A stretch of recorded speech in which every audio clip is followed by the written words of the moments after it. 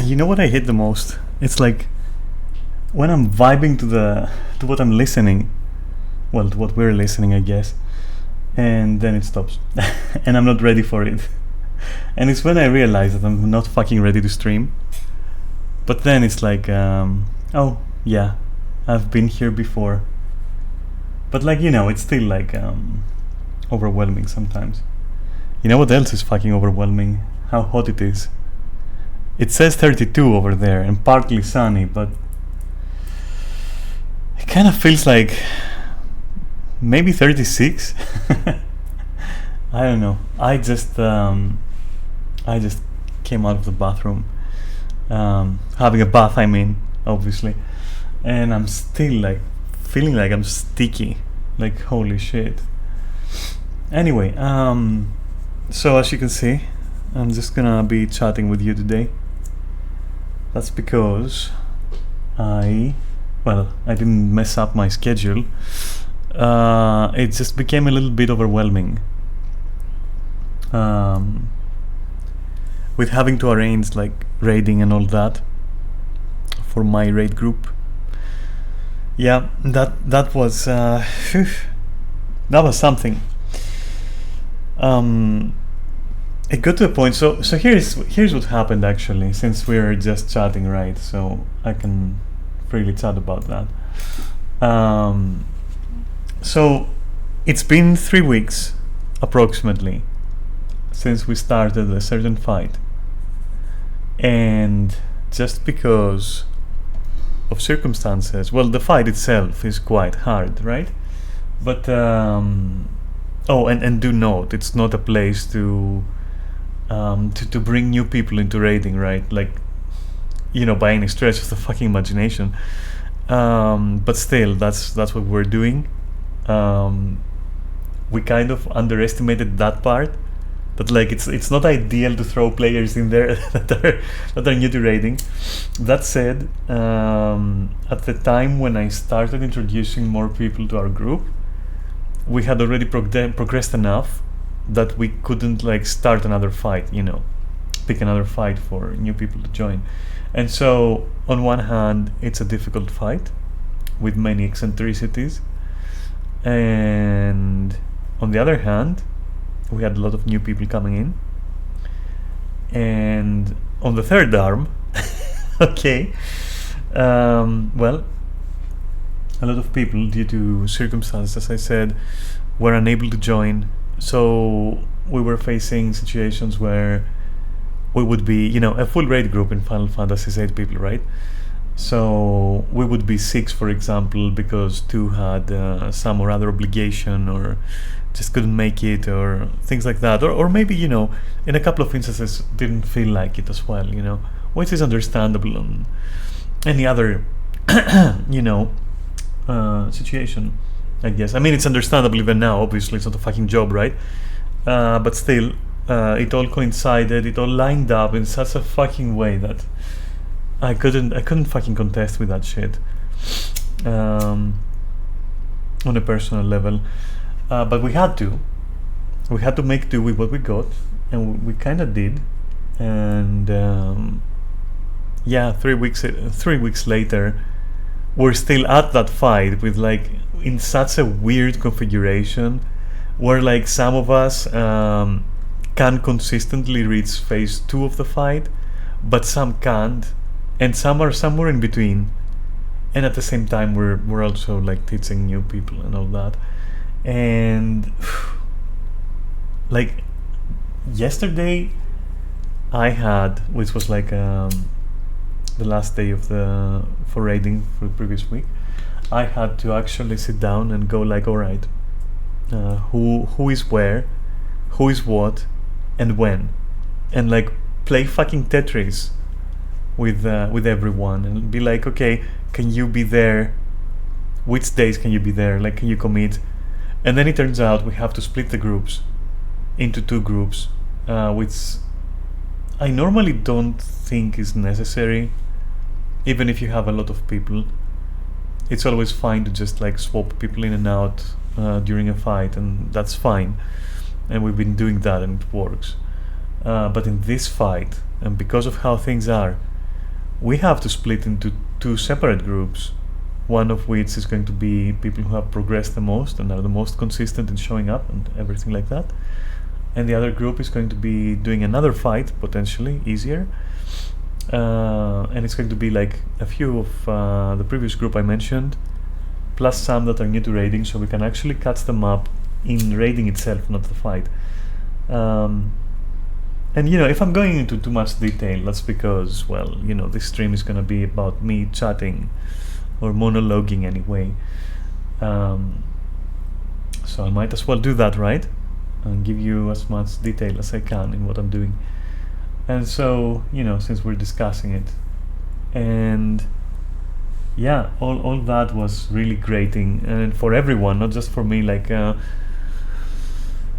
people got tired of the fight, and they got tired by not because, but by the stream of new people coming in, which is fine. Again, it's absolutely fine. There would be no issue in any other circumstance, but in this circumstance, in this case of this fight, it's it's something to contend with. Sorry, as a member of a static, but everyone has been putting their best foot forward and everything, and they all have their game face on, and they're trying, and they're pulling through slowly. It's a struggle. And I mean, yeah, like, some of you probably hearing this going like, a struggle in a game. I'd say the mental strain towards organizing is the same whether it's a game, a sport, or work. Like, it's the same strain. I mean, the stakes are obviously different, right? And gaming could be said has the lowest stakes possible, but the process and the feelings and all that stuff is going to be the same, more or less.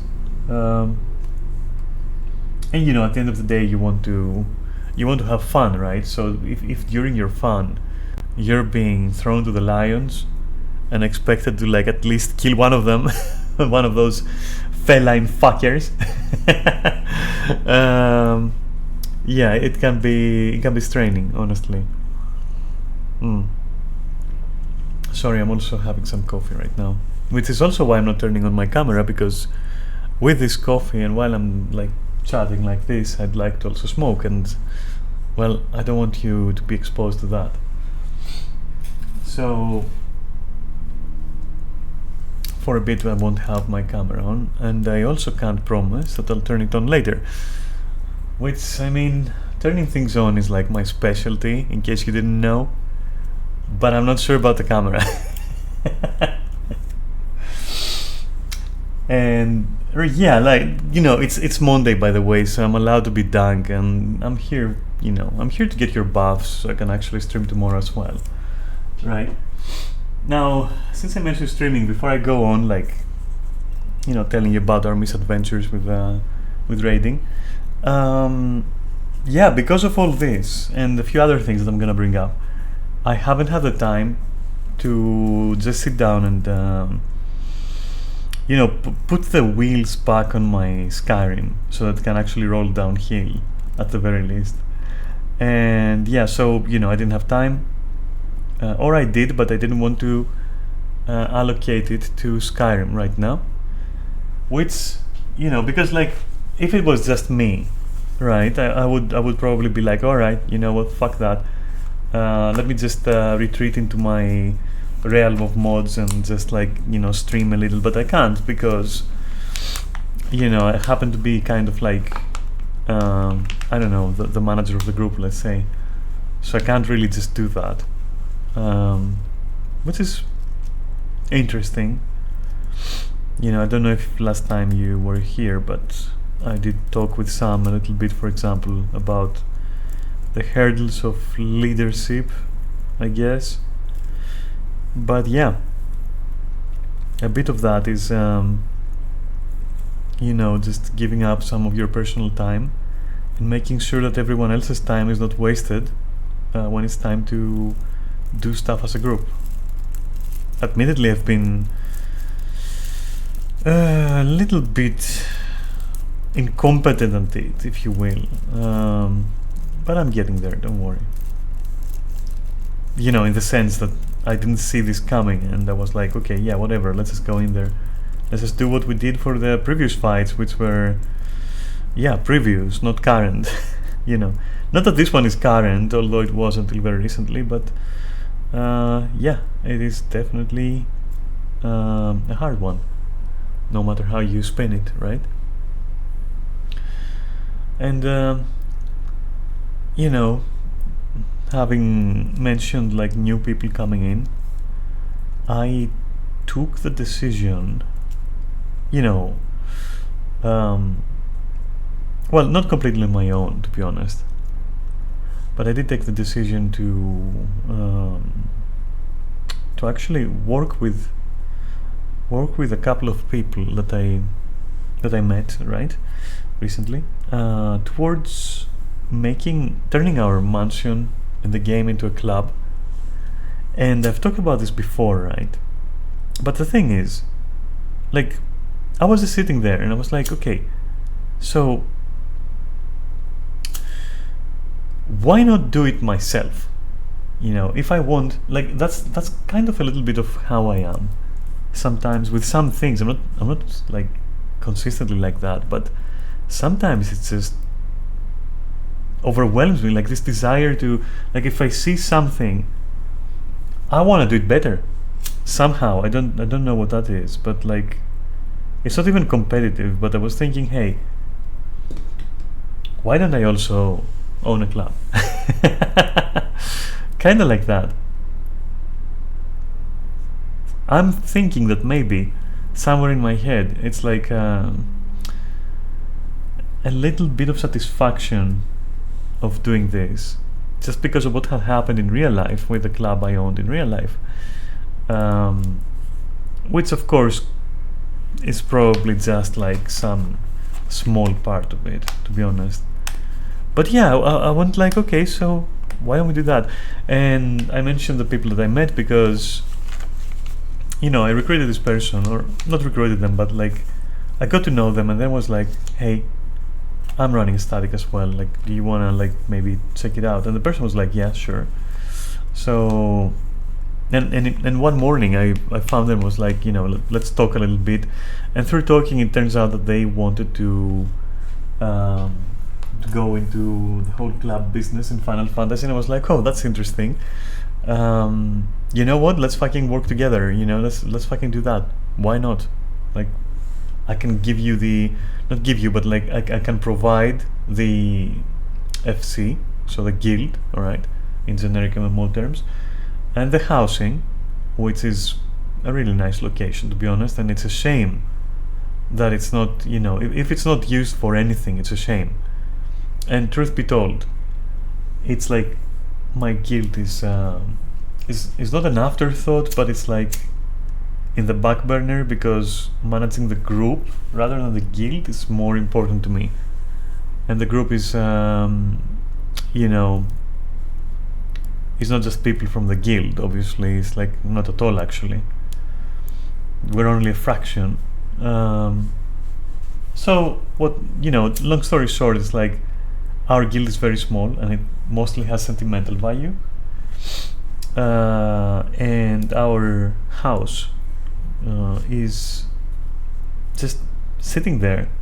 Even if I started decorating for fun recently, you know, it wouldn't have gone to use.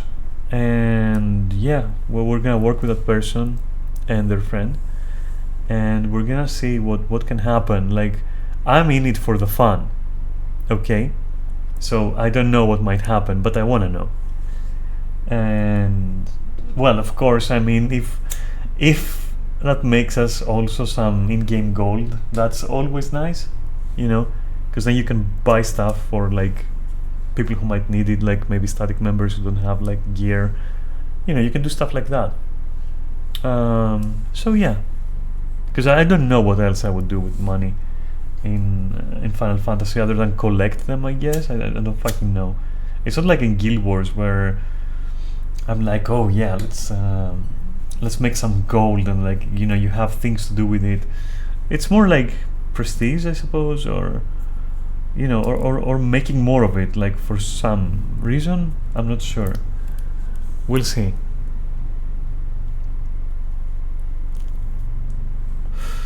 So yeah, that's also going to happen. We had to kind of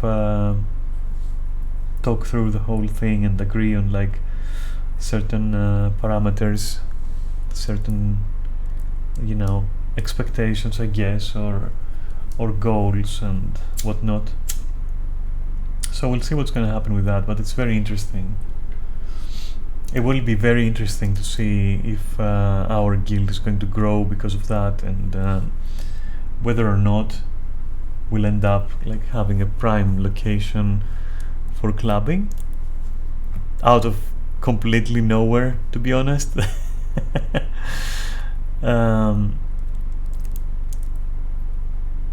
It's interesting.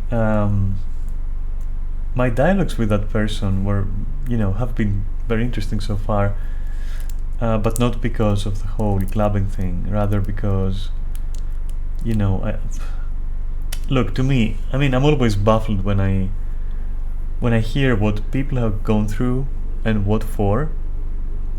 It always just kind of amazes me in a bad way. And you know, that person was like, they had a lot of questions about like why I'm doing this, and in the end I was like, okay, so why are you so curious? You know, what has happened to you? Like, what have you been through? And yeah, they have been, you know, through some strange like business interactions, I suppose I should call them, that left some scars. And I'm like, wow, like the things people do each other in games is quite interesting, honestly.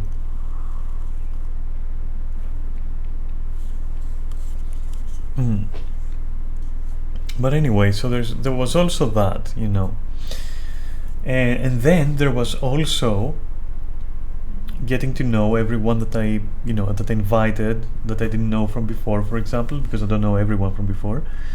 And even if I do, it's like once you're in the same kind of page, let's say, on the same like server, and it's more real, that you're more connected now and all that, you kind of like want to, you do want to hang out a little bit more, you do want to get to know them a bit more, and that in itself has been also somewhat draining. And it's very interesting. I'll tell you what's very interesting. This whole spacing out thing, right, which that didn't used to happen to me at all. So, and I catch a lot of people going like, oh yeah, I'm just spacing out right now, I'm spaced out, you know. This expression is so cool, you know, but what it implies is sometimes a little bit scary. So remember, I had said at one point, you know, during a just chatting stream, that at the end of the day you can't really get to know every person on the earth, you know, on earth anyway. Like you have to, like, there is some capacity, right? Well, it turns out that when you exceed that, or at least myself, right, that's when I feel spaced out. Like, that's what I mean. Where you want to be with other people, you want to be with friends, you want to talk, you want to mingle and interact and communicate, but it's just too much, you know. It's just so much that your brain just goes like, you know, just, that's it, pause. Like it goes on pause completely, and you can't unpause it. It's like it's gonna do its thing, and you're not really thinking anything. You're just sitting there, and you're going like, all right, I need some quiet, you know. I can't really explain it. It's such a weird thing, and I'm pretty sure, because I've talked to other people, you know, using that term, that they feel something very similar, where you're not tired, you're not. It's just like contact or interaction, kind of wears you out, kind of, and it's not a bad thing, nor is it personal, nor is it like something that can be controlled. It's like if you talk with 10 people in the same day, at one point you're gonna be like, okay, yeah, I need to cool down now. That's the kind of spacing out that I'm talking about. Or you're already tired, let's say, and you just you were about to just have a break and just do something else, and suddenly you're talking with someone again, and you're like, oh, okay, I can't even make conversation. Like, I just don't have the strength for that. And I've come to the realization that it's better to just say that. It's more polite, I guess, and more honest than to try and make conversation, actually. And I think there's this unwritten rule where if the other person is spacing out, you can't hold it against them. At least I don't.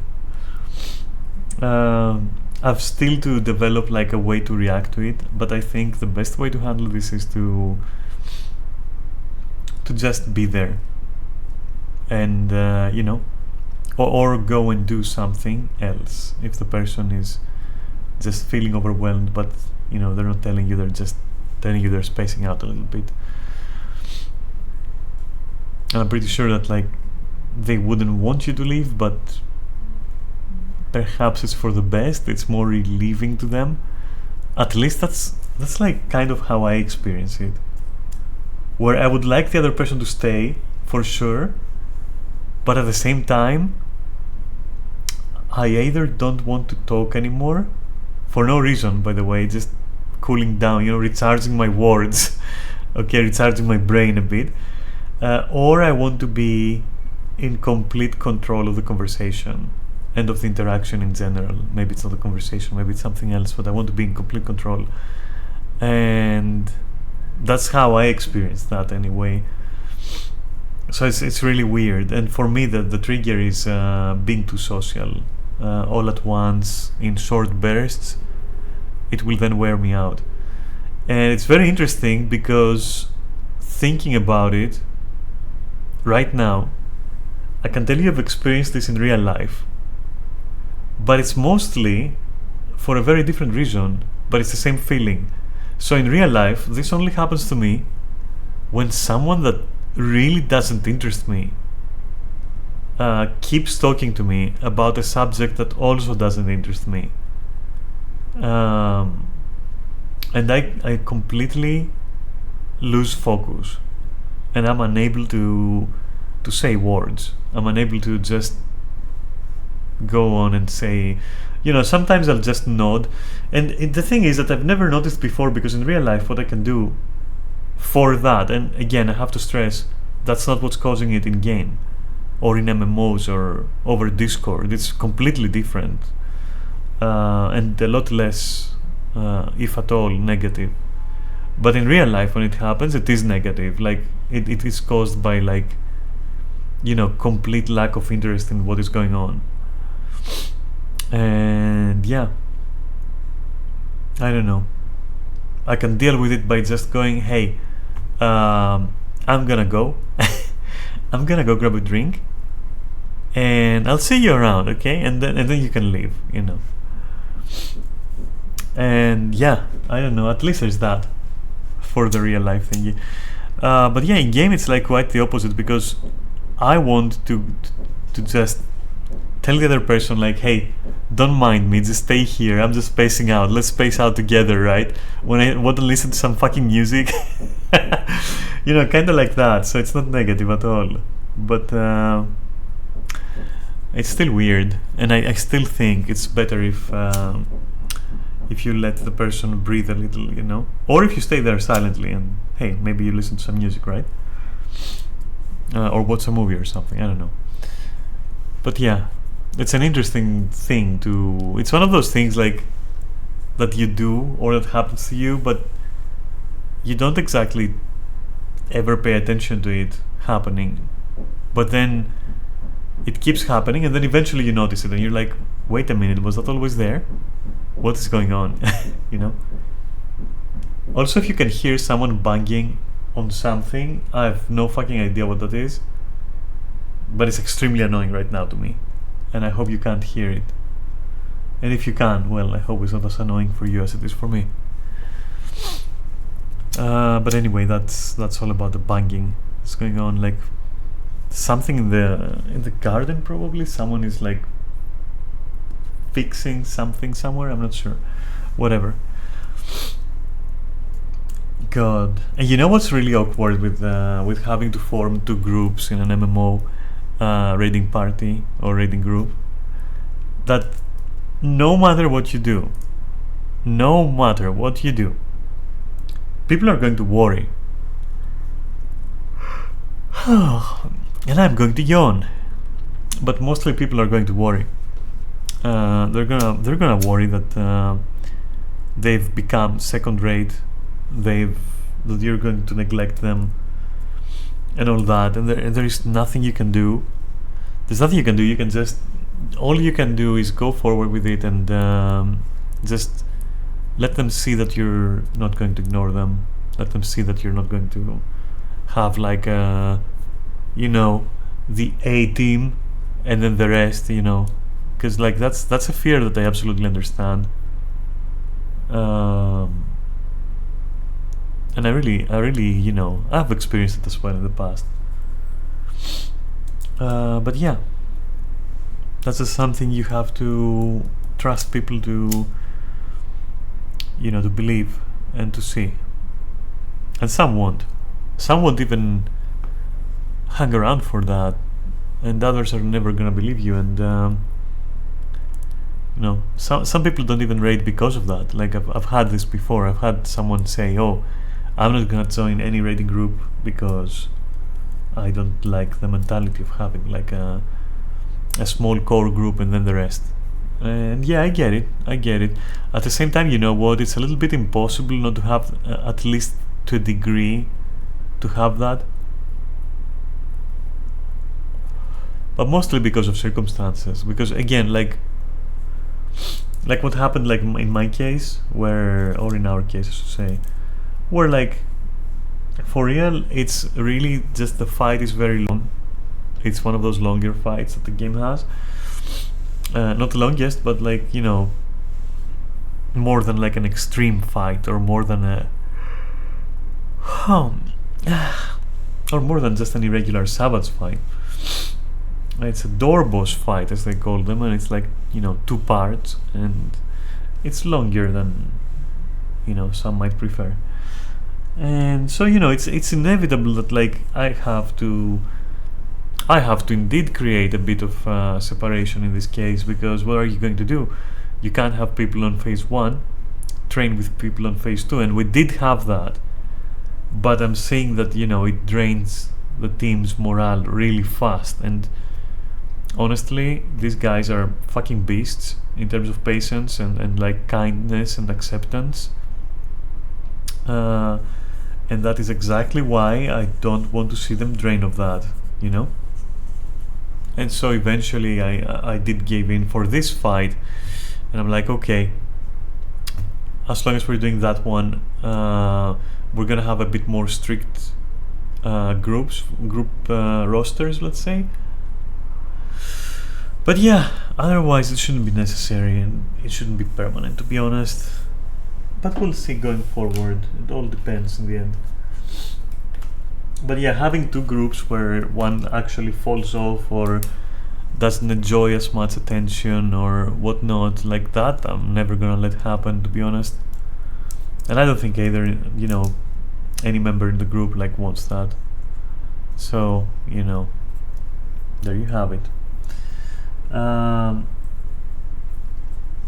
I now realize, like, talking about all this, I just now realize how tired I am with all but it's also the fight, like for real, it's also the fight. But this week has been quite how can I say this, quite frantic in terms of like how many people I met and how fast and what I had to tell them, and all the talks about the static, the raid group, and wow, it ends up, you know, adding up.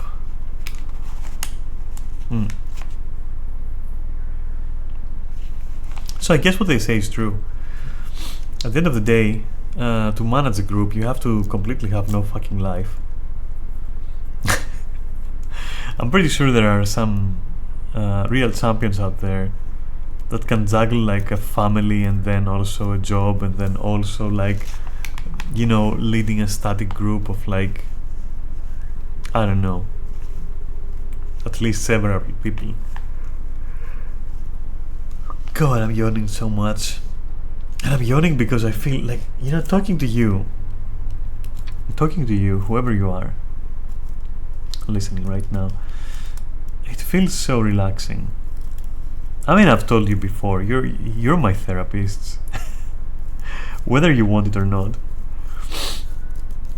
But anyway, you know, I mean, what's next? Next, I'm just gonna like lie down on my bed and talk to you from there, looking at the ceiling, and I'll talk to you about like my childhood, which I've already done, by the way, to a degree.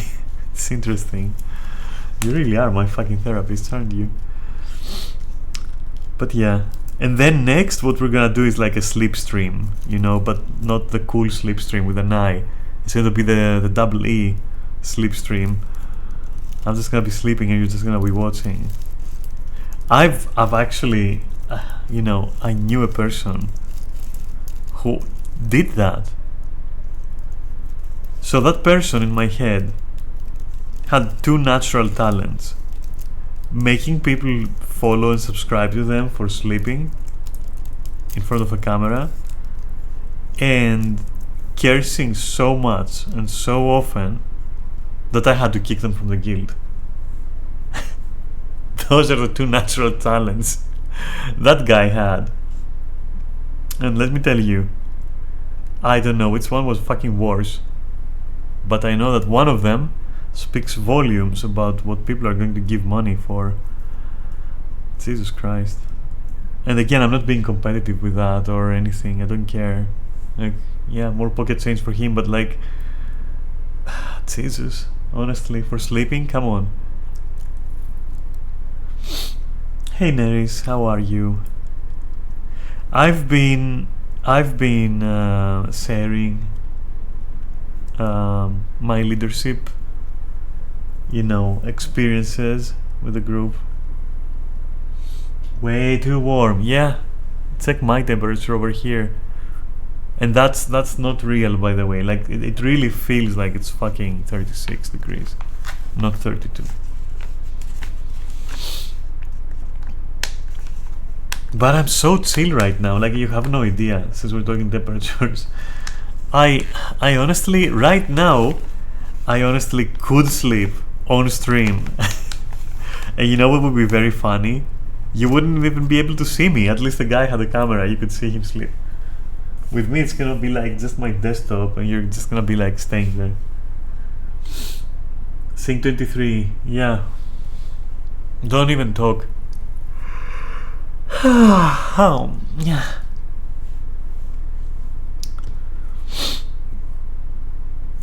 You'll find a way to do what? Sorry, I'm just like, I'm half asleep. You're gonna have to be very specific.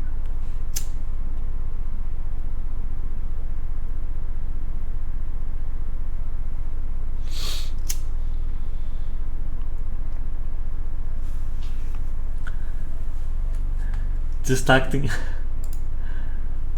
like a creep. Oh, you will find a way to watch me sleep. You've watched me sleep though,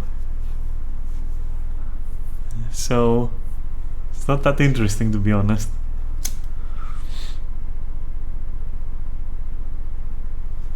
I've fallen asleep in your vicinity. It's adorable. No. Now I'll never sleep again.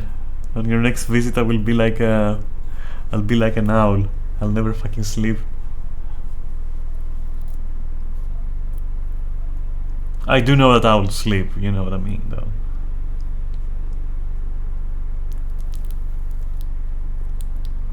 I'll be up all night.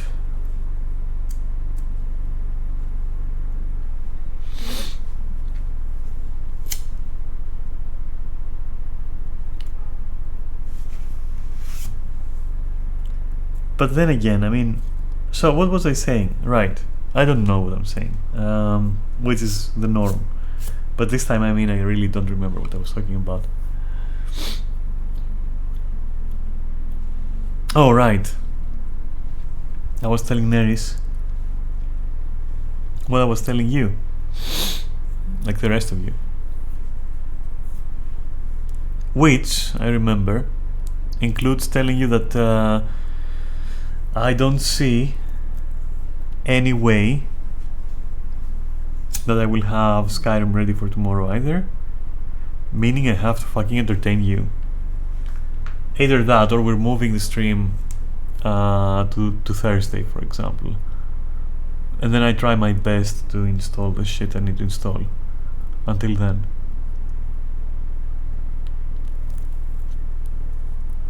It could be, you know, it is an option. Because I for sure I'm not going to play Signalis again. Or Signalis or whatever. It's funny, I was watching a Warhammer video, a lore video from Lutin, and it was about this or that, whatever, war, which, I mean, I say dismissively, but it was highly entertaining. But the thing is, Abaddon was involved, and so Lutin is like, he would say the name with both pronunciations, I guess out of, I don't know, inclusiveness or insecurity or lack of information on the actual fucking pronunciation of that thing.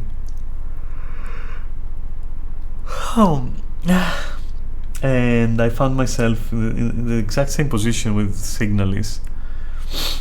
But I'm just gonna keep it to the first part of the word. I'm gonna try and say Signalis only. And so similarly also Abaddon. I'm pretty sure it's Abaddon. It's not Abaddon. I'm not sure it's Abaddon. Like, what the fuck?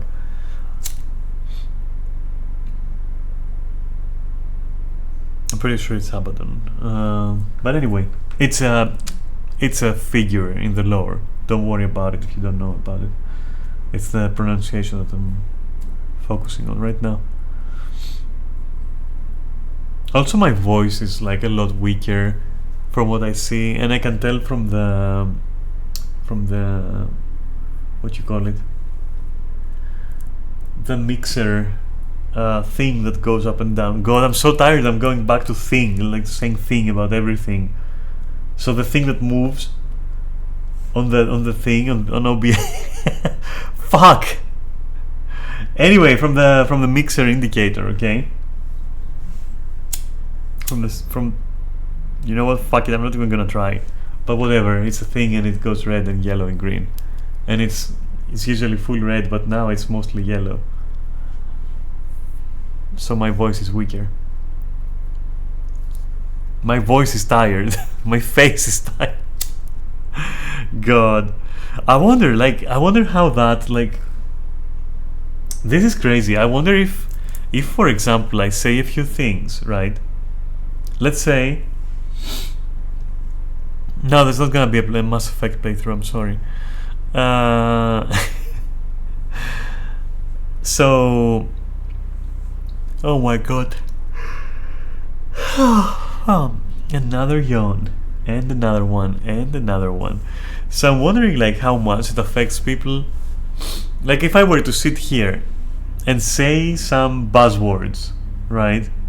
Maybe the word buzzword is also one of those words. Maybe me yawning counts as that. And I wonder, like, how much these affect, like, your viewers and your, like, I guess, image on tweets. Like, for example, me just admitting that I'm tired or yawning, does that, like, what's gonna happen with that? Like, I wonder what's gonna happen. Like, can this, like, affect views? Can this affect, like, are there people who are going to be watching me talk about how tired I am, and then they're gonna be like, oh my god, that person is tired. I'm never watching again. I'm so curious, honestly. I mean, you do know that no one can be 100%, right? All the time. When it's time to be 100%, not everyone is going to be that consistently. There. Now I put it the way I intended to. Now it sounds better.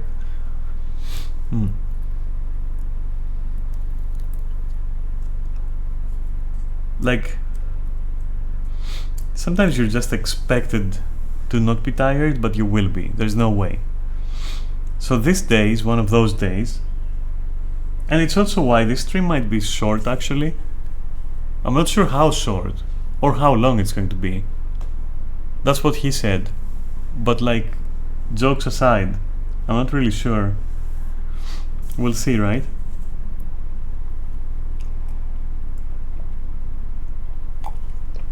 And yeah, I am also having coffee. And my god, it's hotter than ever right now. Not the coffee, but the temperature. So let me fucking do something about that. Because this is crazy right now. Let's see if that's gonna fix it. I adjusted the temperature on my air condition unit, and let's see what happens. Because this is crazy. Like the heat itself is making me tired, you know? Like anywhere above 30, I've noticed that I get tired. Unless I'm focused on something. So if, for example, this was a Skyrim stream, right now I'd be like so fucking energetic, like you have no idea. But when I'm doing nothing at all, or if we're just chatting, and it's like, you can't see it because my camera is off, but like, you know how I have these kind of beige curtains? Curtains? Fuck. Curtains? Oh my fucking god, man. I'm not ready for that. Okay, so, curtains. The things that hang from the thing, okay? Which keep things out, like light and shit, okay? These things. So these are kind of like beige. Oh my god, beige? Beige? Okay, I'm not, you know what, fuck it. There is certain color that when the thing that is in the sky casts things on them, then the thing in my room, the color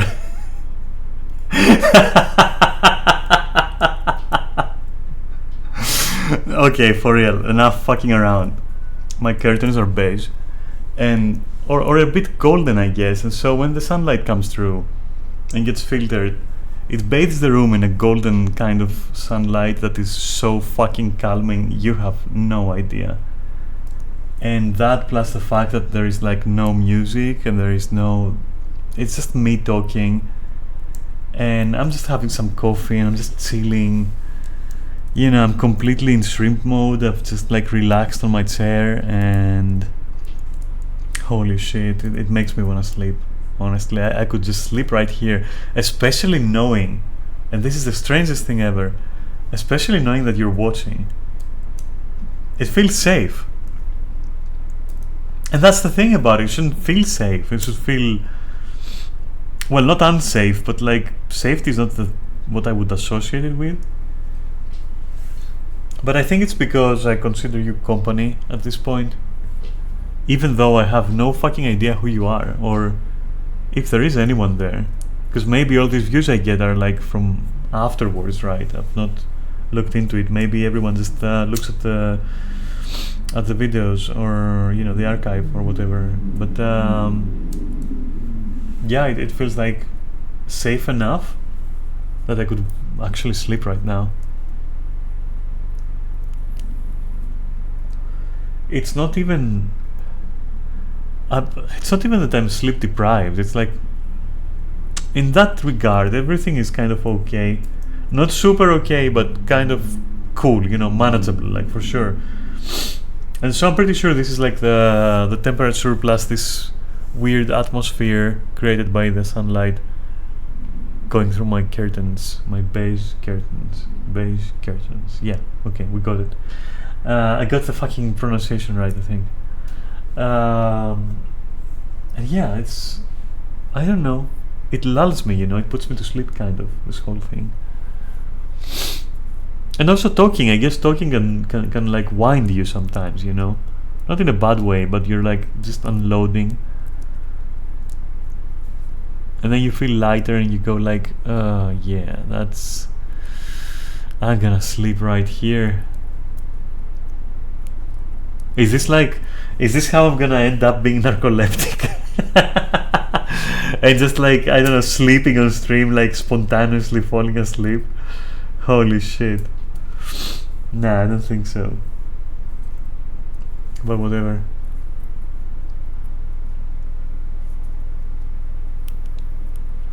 You know what's stressing me though? The fact that for some reason, recently, maybe I changed something somewhere, like I swear to God I don't know what I'm doing sometimes. But, or rather, I know what I'm doing, but I don't know how some things happen that I'm pretty sure I didn't do.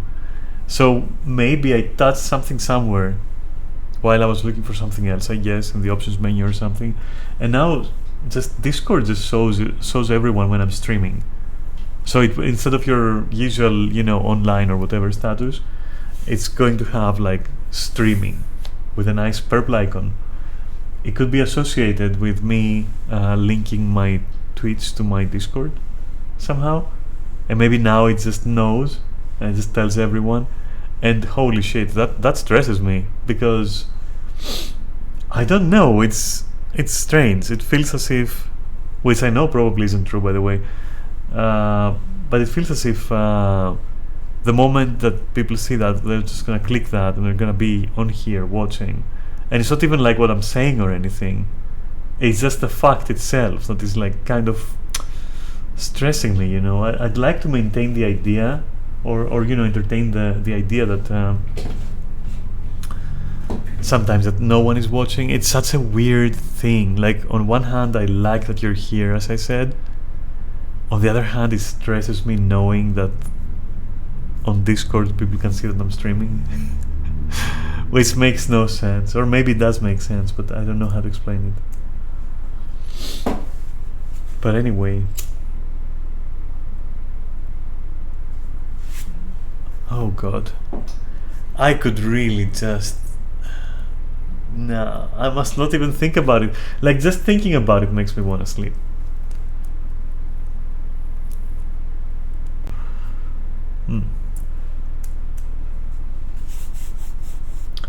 I remember watching... I wanted to tell you about something, and then I forgot it because my mind was invaded by one very simple thing. I was watching earlier a YouTube video, and it was Charlie, or Moist Critical, or Penguin. I don't fucking know what I should be calling the person. I'll just call them Charlie, because I think that's her name. And he was ranting about, in his weird tone of voice, where it's like the newscast on, Vampire the Masquerade Bloodlines in the apartment. In that voice, like, I don't know, I think it's his natural voice, but it's like so similar that I just enjoy listening to him because of that. I don't care what he's saying, to be honest, half the times, but I'm like, oh, this is I'm living in Vampire the Masquerade, that's it, and he's my newscaster. And anyway, to bring it back, he was ranting about people not going to the movies, and I'm not sure how he managed to make that a 20-minute video. I was like, okay, that's some skill there, being able to talk about that for so long. And basically his point was, people don't go to the movies because they're very expensive. That was literally the point. and arguing that like that is why the movie industry is kind of failing and people don't go to the movies, and so because it's expensive and thereby movies flop. And he was then saying that like, you know, they're flopping because of that, not because they're super horrible or something. But yeah, I'll say going to the movies has become quite expensive. Like, I haven't done it for such a long time because of that, and I dread doing it because of that. So maybe he has a point, but also I'm sorry to say that even if you're trying to be generous and kind, most movies are actually quite fucking horrible at this point. I don't know, and there is so much entertainment to be found elsewhere. So yeah, I don't know. I do miss the time when I would go to the movies every week almost with friends. You know, for a while we did that. We would particularly stalk like every horror movie that was coming out for a while. I think we even like watched some really shitty ones. There was one that like all of those like Scream ripoffs, like all these slasher movies. Like, I know what you did last summer, and then I still know what you did last summer, and then guess who knows who still knows who knows someone who knows what you did last summer.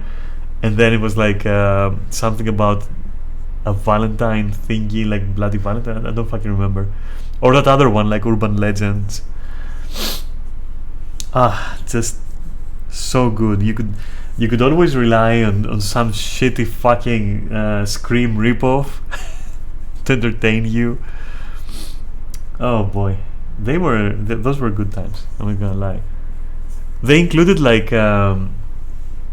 they basically were, you know, all about meeting my friends, the same friends, because I didn't have too many friends, but still, like, you know, the same couple of people, and we would gather at my place, and then we would like make our way to the movies, to the theater in particular, and we would always like just stay there for a couple of hours.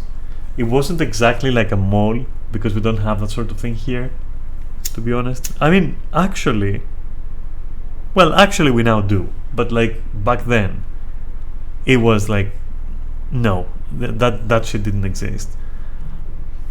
But that particular theater we were going to, they did have, you know, arcades and the bar, which, I mean, bar, you know, cafe bar, not really a bar, you know. And so we would go early. We would like have some coffee, stay there for like an hour drinking coffee, because, you know, we're Greek, right? So back then that was like the epitome of entertainment, was to like find a nice cafe and like literally fucking haunt it every time you go there with your friends. Like, just stay there for 2 hours drinking the same fucking coffee. And we would do that, talking about games mostly, and then we would actually go to the parts where the arcades were, and we would like just waste another couple of hours there.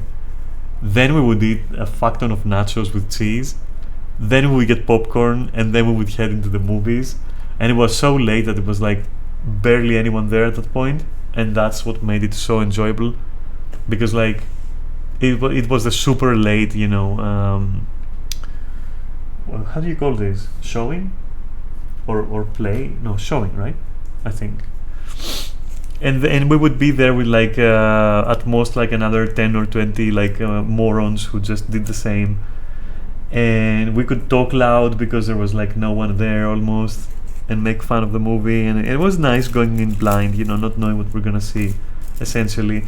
As long as it had like some kind of ominous poster, we would fucking watch it.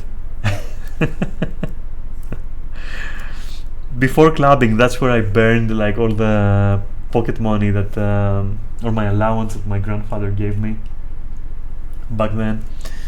That's where I would burn it, on nachos with cheese, coffee, and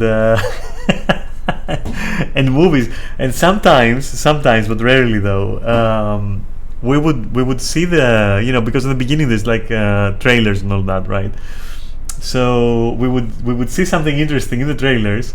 We would see that it's already out, and so if that movie sucked, we would go back out immediately and buy tickets for that other movie for which the trailer we saw in that movie, and then go into that even if it had started like 10-20 minutes ago, because you could stay there and you could catch the beginning if you just stayed in the God, how you call that, in the showing room. I'm not sure what the English word is, but if you stayed, you could rewatch even the whole movie if you wanted to. Back then, at least, because I don't think they allow that now. I think now you would be required to go out, pay for your ticket again, and then go back in, which is whatever. I don't care. And yeah, that's what happened. And then we usually would go back home to my place, and we would fire up Ultima Online, and we would sit there discussing the movie while playing Ultima Online until the morning.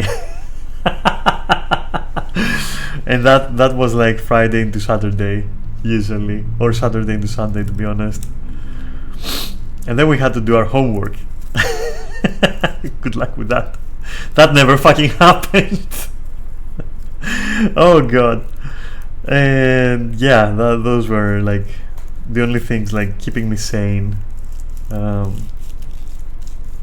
Jesus. Because I don't know if I've told you before, but like midweek for me was fucking hell on earth when it comes to like that period in my life anyway.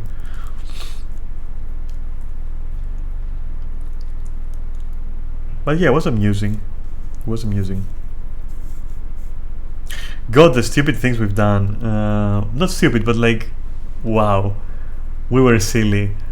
Like, for example, there was a time when literally, so imagine this. I have my LAN party at my place, like 4 PCs. 2 of them back then were friends' PCs, and they had just left them at my place because I had a faster dial-up connection, and because it was impossible to house that many people in their family homes. Friends PC, friends. Look, my nose is kind of stuffed and I'm like sniffling. I'm sorry. It's not a friend's PC. It's a friend's PC, okay?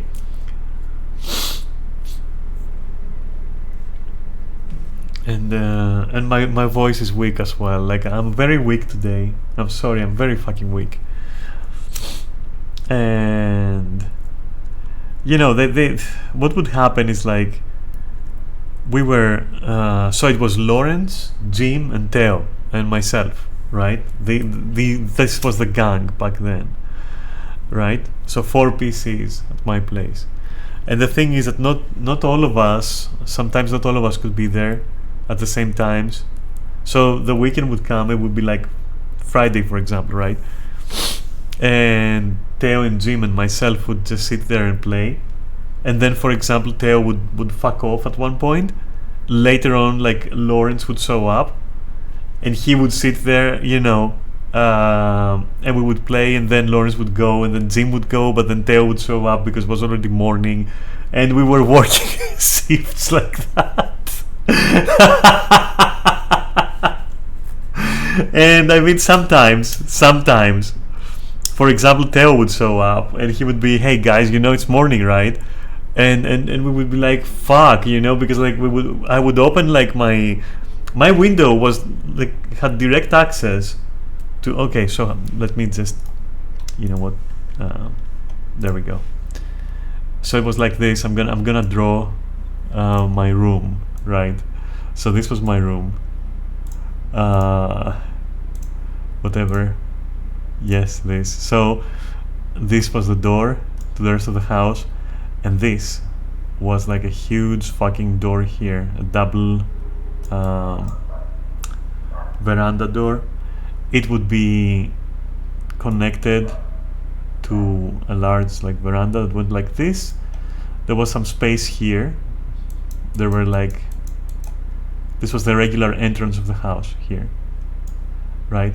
And so I would see them through this, because they would like walk up here, they would like knock here, and you know, they would be like, okay, it's morning outside, hey, I brought you some fucking breakfast. Or it would be like, hey, I got a car, like you wanna go like get fucking coffee and something for breakfast and then come back and play for the whole of the day. And we would be like, yeah, and we'd do that. We would do that at like 6 o'clock in the morning. My bed was right here, and there was like something here which was like something I don't remember, and the PCs would be on a table like this. That was it. That was the setup for that room. That's how it was. Jesus Christ. I think there was like a small like wardrobe here, which I never used. And I'm pretty sure there was like the heater was here, I think, or something like that. This is also where I studied. I would like make some space with all the keyboards, and I would study here. Or do my homework, not study, to be honest. Which, to be fair, not even that. So yeah. But you know, for whenever my parents would check, you know, I would push all these things away and have like my stuff here, and I'll pretend I'm fucking studying or whatever. But yeah, this was my room. That's how it was. And so we would just slide these doors open and we would be like, yeah, let's go. And it was very stupid because whenever we would go, we would essentially be leaving 4 PCs unattended, including like my whole room and access to the rest of the house, for free. So yeah, I'm pretty sure that someone who walked outside and looked would see that this is closed, and they would assume that it's also locked, I guess. And I was stupidly, you know, betting on that. At least there was like some green here, so you couldn't exactly see clearly, so it would be a risk. And I'm not sure why I'm sharing this information, but there you have it.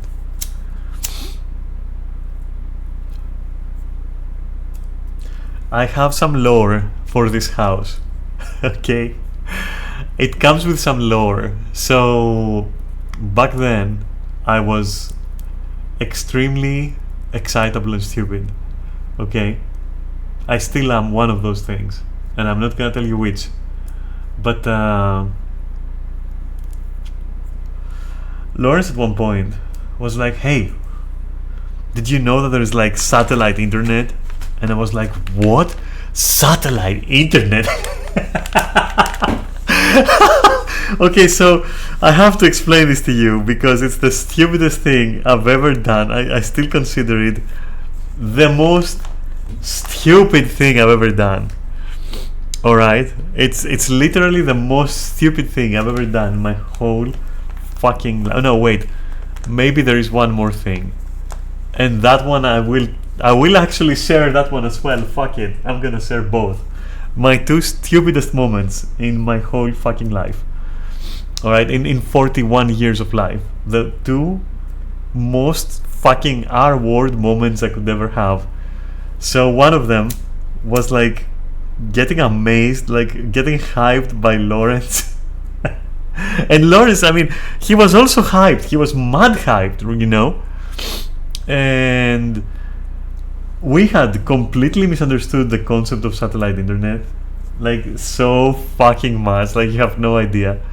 And we sat there for a whole week hyping each other up, going like, dude, if we had satellite internet, imagine, like the possibilities are endless. Like the data is no longer fucking going through cables, it's going through space, through space.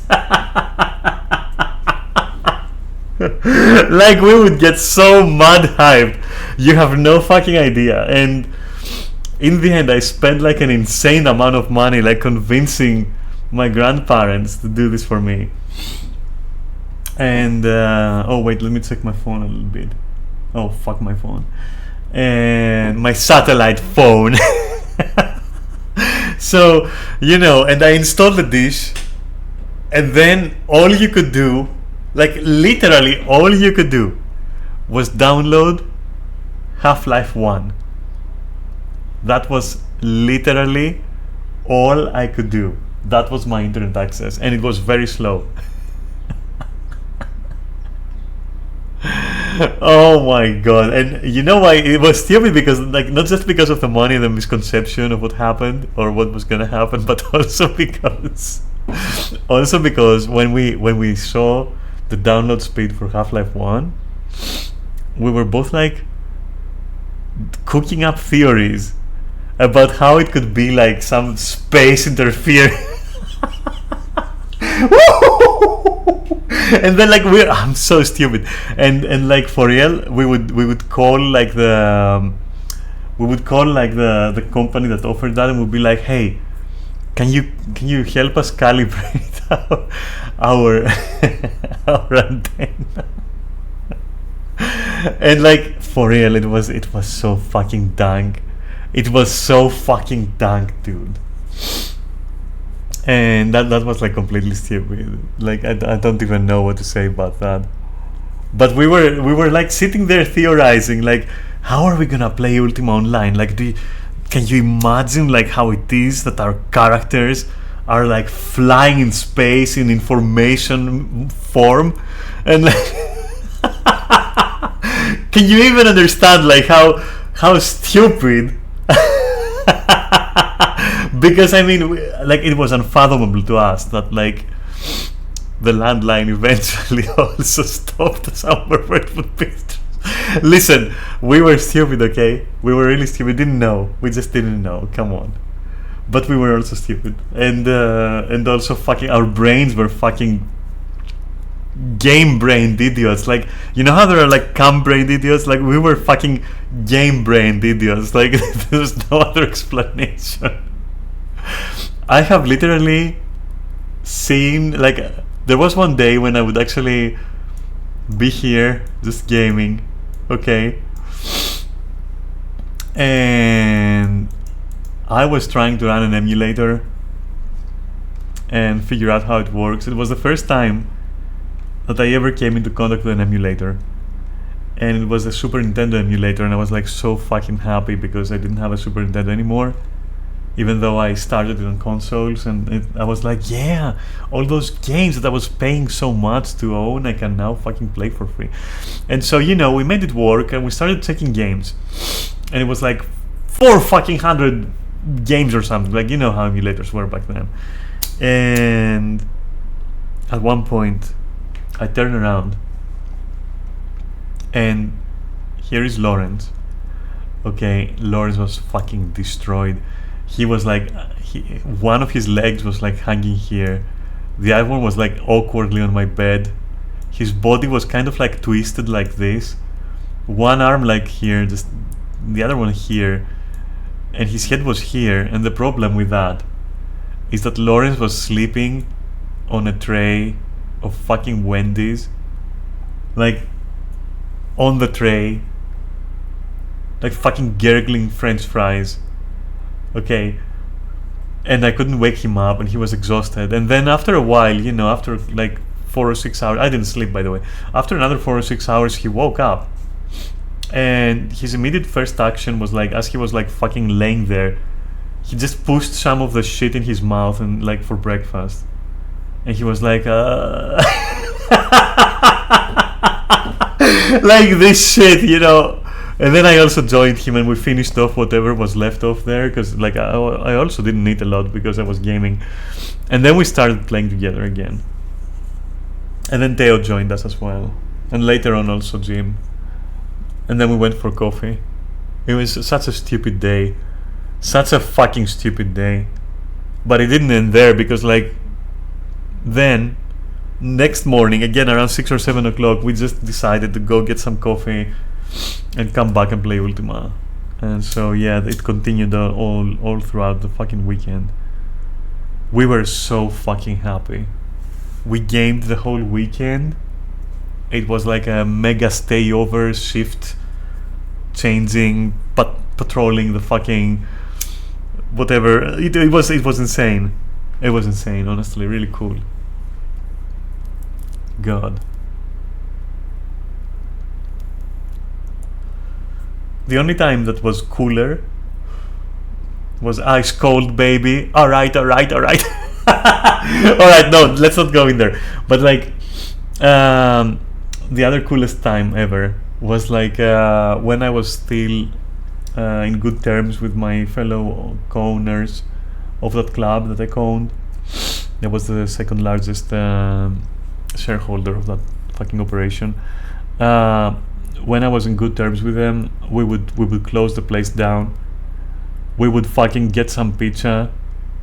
We'd get to my place, and what would happen is essentially, oh,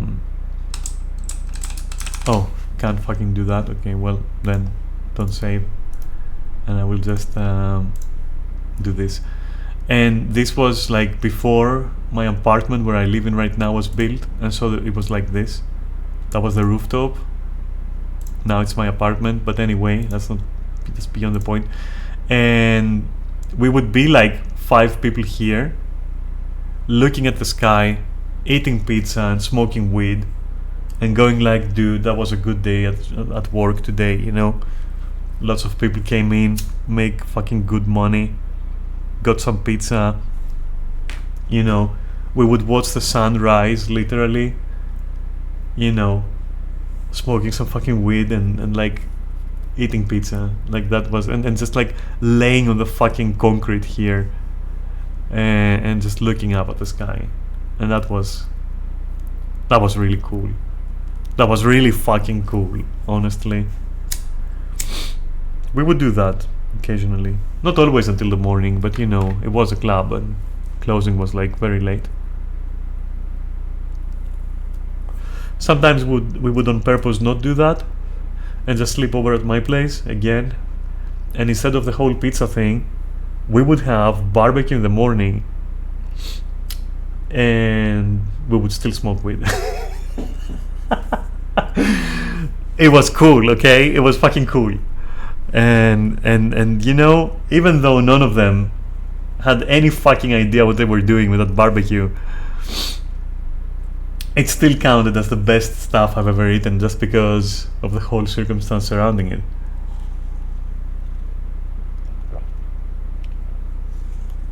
Now onwards to the second stupidest thing I've ever done, which was, okay, this one, alright, this one, holy shit, should I share this? I'm not so sure. What the hell, I've shared mostly everything at this point, like, why would I stop here? So, here's what happened. I was visiting, maybe I've shared this before actually, but I don't fucking remember. Especially now that I'm sleepy, I don't remember anything, to be honest. But I'm gonna go on and say it, and whatever. So, obviously I was much younger. I was visiting my cousins.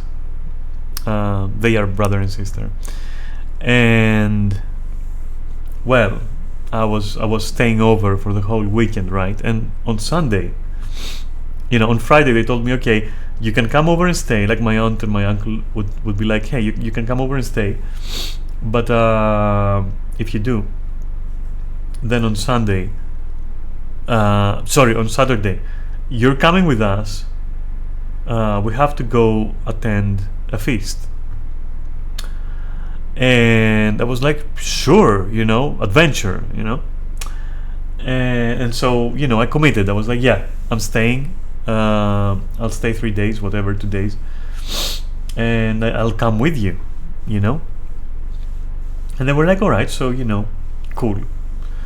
And the night before, I had this issue when I was younger maybe some of you still have that issue. And I'm talking about the inability to use the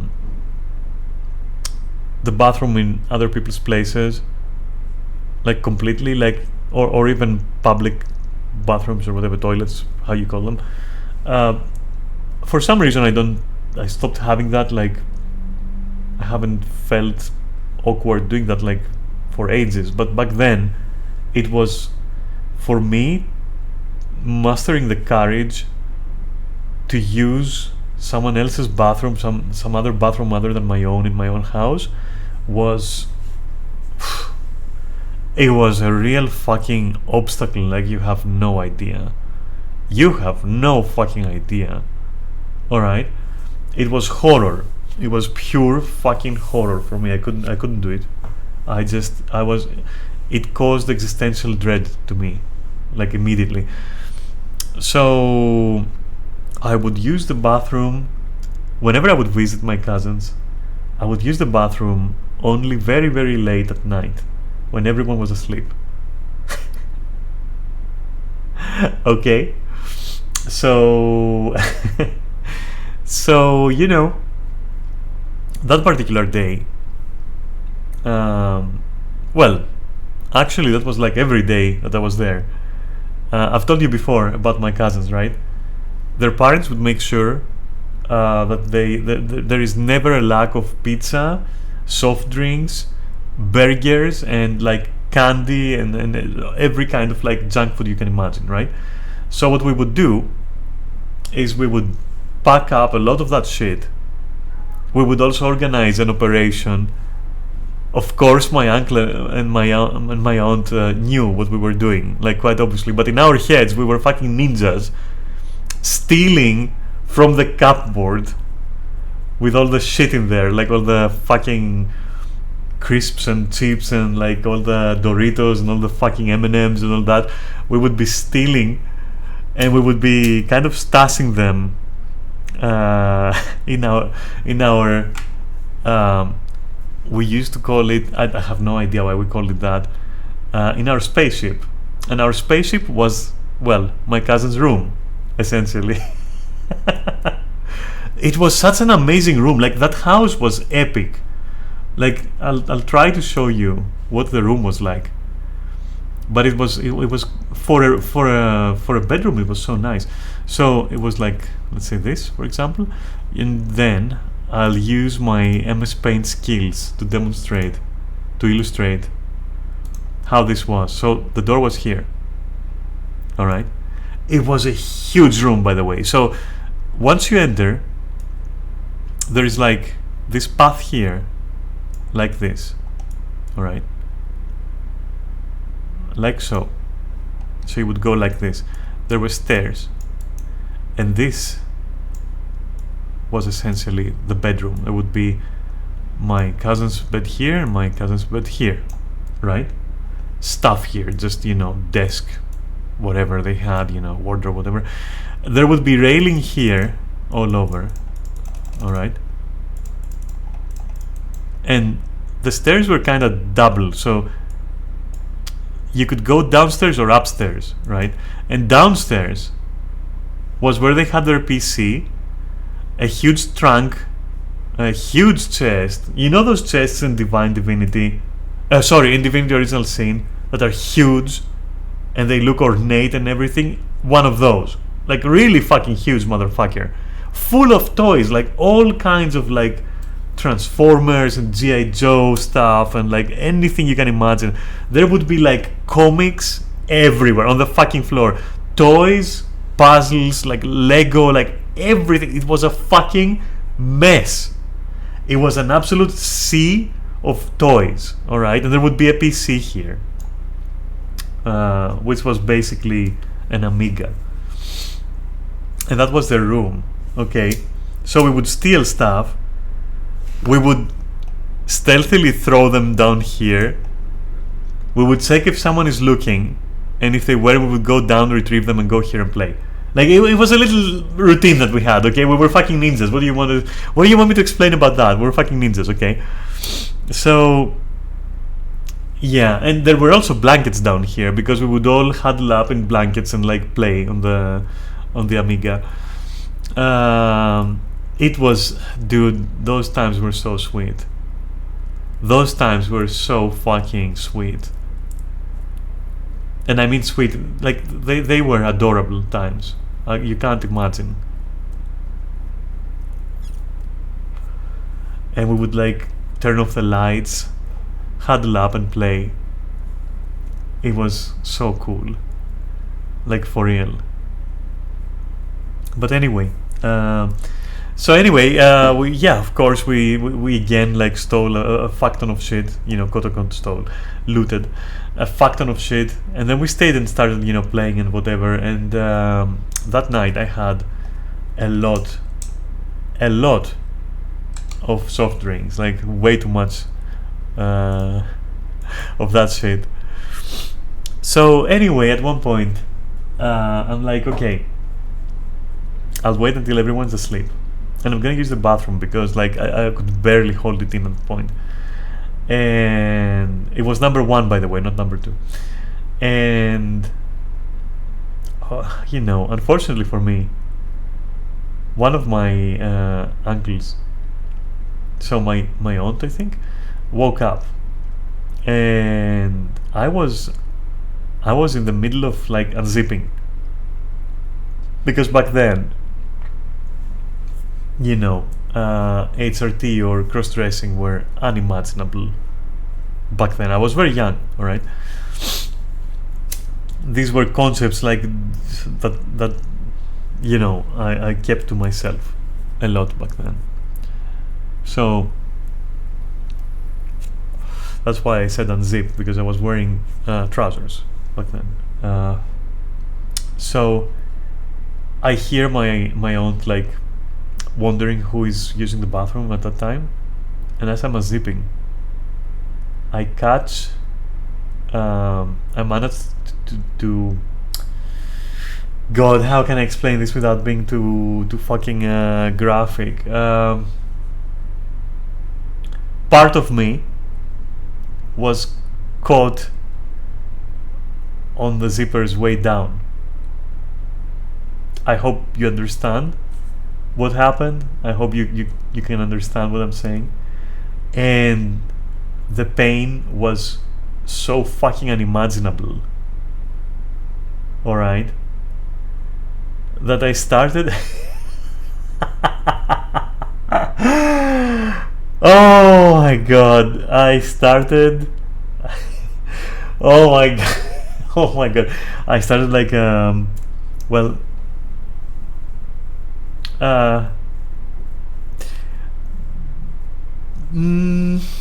soiling everywhere. Okay, there was no stopping it. I couldn't release that little part of me that was caught on the zipper. It hurt like fuck, and I was, you get the idea. I spent the next like hour or so trying to clean up everything, but the worst part of it is that like a lot of it was on me. Okay, now obviously one of the things that I would never do back then was explain what happened to anyone, meaning that I had to go attend that feast in my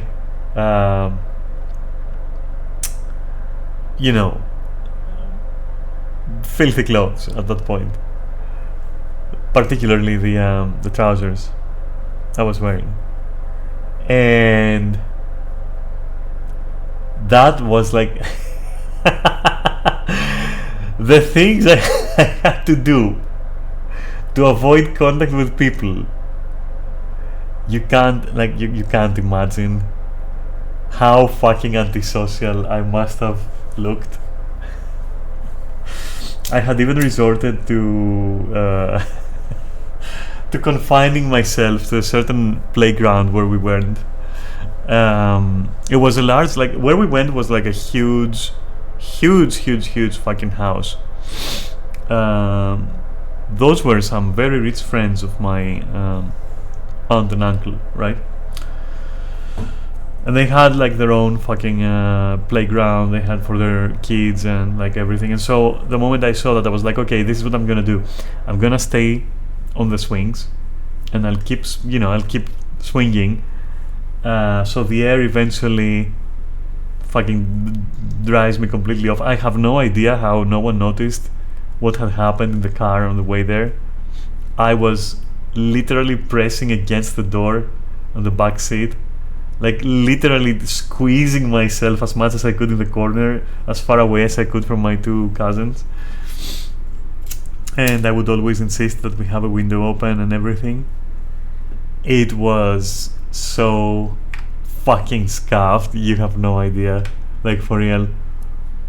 And I would even go to the length of like removing my jacket and putting it over my trousers, pretending that my feet are my legs are cold. It was, well, it was a shit show. And yeah, I spent the day like that. And the funny thing is, okay, so I push through, I do it. I even take part in the fucking what you call it. I went for dinner. I was there, the large tables and everything, and I was there, and I was like hoping to God that like no one next to me like notices. They didn't, by the way. No one fucking noticed a thing, by the way. Which to me is insane because senpai, please don't notice me. Yeah, but precisely. Not even my cousins noticed, and they would have told me. Trust me, they were the kind of people who they both would have told me and laughed at me for it. Not in a bad way, but they would have definitely told me, like, oh, that happened. They would laugh. Obviously, I would laugh. And so once we left, because it was a whole day. On the way home, I think my uncle and aunt were feeling bad for me because I did look like extremely miserable. I wonder fucking why, right? And they were like, hey, you know what? Maybe you wanna come and chill with Alex and Chloe, who those are the names of my cousins, and like sleep over again, and maybe like maybe that's okay. And I was like, no, I don't want to. And they were like, but why? Like, and they started insisting really much. And I had to invent like 20 different reasons. I had to speak almost in code with my mother back then to make her realize that like it's absolutely necessary for me to return home. Which fortunately happened in the end. And it baffled like everyone, because usually I would go crazy for staying, for a longer time over at my cousin's.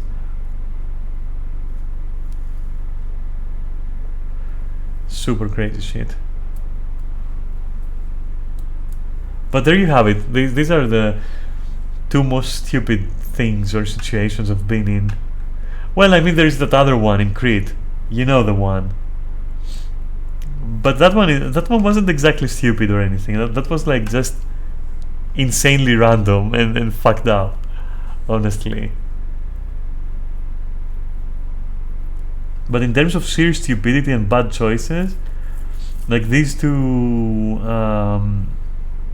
cases were, I think I will never top that off, like never ever. And I don't wanna, by the way. Just in case you were wondering, obviously.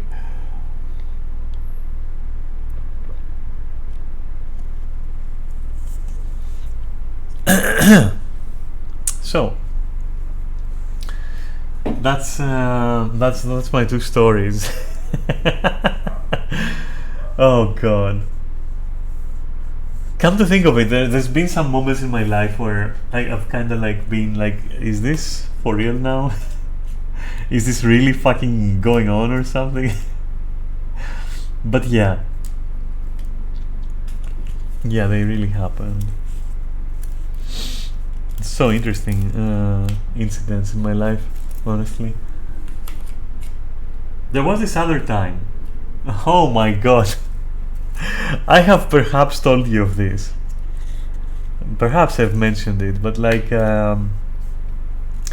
another cousin, another uncle of mine. That cousin was also, or is obviously, named Alex. Um, so, oh my god, Alex and Uncle Nick, Uncle Nikos. So, Uncle Nikos and Alex and myself and my father decided to go on a trip. And whenever you leave Athens that way, to put it that way, there is a. I'll use them as spade again. Fuck it, because I'm not good with words. Let's use this brush this time. So there's like mountain here, right? Oops. Okay. This is top-down view, right? And the road would go like this. And this was a horrible and very dangerous road. This was a cliff here. Okay, so this was dangerous, like really dangerous. Anyway, and so people would drive slowly here, especially slowly. And it was around here where both me and Alex, we needed to go, okay, and it was number 2. It wasn't number 1, so we stopped there. And there's some grass there's some whatever, and we did have like toilet paper and everything, and so we move a little bit further to patch of grass like here, whatever, and we move here away from the stopped car. And we're looking at each other. Look, we were young, okay, we're looking at each other just like in Crete, and we're laughing because having a shit, haha, funny, whatever. We were idiots, okay, we were fucking stupid. And as we're laughing, it turns into nervous laughter, and we can't fucking contain it. And my cousin starts, my god, like the amounts of spanking he got for that, you can't imagine. He starts laughing, and he picks up a twig and starts like, I'm blushing in real life right now. I'm really blushing in real life, okay? I'm really thankful that my camera is off. So he starts, sticking the twig in shit, in his shit. And I was like, he was pretending that he was gonna throw it at me or something.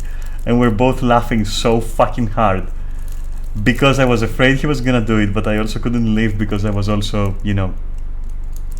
going for number 2. And it was like so fucking ridiculous. And that's not the silly part. The silly part is that at one point, either he or myself, I don't remember who, decided it would be very interesting. What are you saying there? Quite a shitty situation, yeah, you have no idea.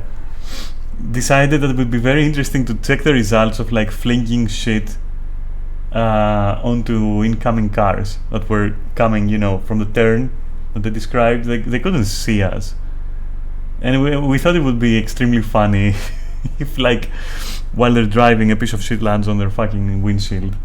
Okay, that's how smart we were. Like, that's literally how smart we were. And so we start doing that until at one point, okay, we succeed. And it was a biker. And, guess where that shit literally landed? So he stops. We start running. And instead of like running after us, he goes straight to the root of the problem, which was, of course, our parents, so my father and my uncle. And he tells them what happened. Oh boy. Oh boy. We didn't have much space to run. So eventually, and I think actually it was my cousin doing this, but I think I was encouraging. And whenever he admitted to it, because I mean that's why he got spanked to fucking to tomorrow, okay? Whenever he admitted it, even if I did say no, I was the brains of the operation or whatever, I tried to save him. I really tried to save him, okay? I really did. Because Uncle Nick was very rough. And so, dude, he picks Alex up and he literally just, oh my god, like, I don't think I've heard anyone yell so loud. He got the beating of his fucking life, like, no joke, like, he couldn't sit for a whole day. Oh my god. And yeah, well, fucking deserved, right? And I should have fucking gotten some as well, but I didn't. And holy shit, the fact that I didn't made it worse for me. I was feeling so, well, shitty afterwards for that, and I felt so bad. I don't know, but like, and I felt bad for the guy with the bike as well. Like, what the fuck are we doing? And but yeah, we were like fucking idiots, for real. Um, so that I guess that also kind of like competes for a very stupid moment, I suppose. It was, but yeah, we were very young, by the way, like super young. The biker was shit out of luck. Yeah, we were like, we were really young though when that happened.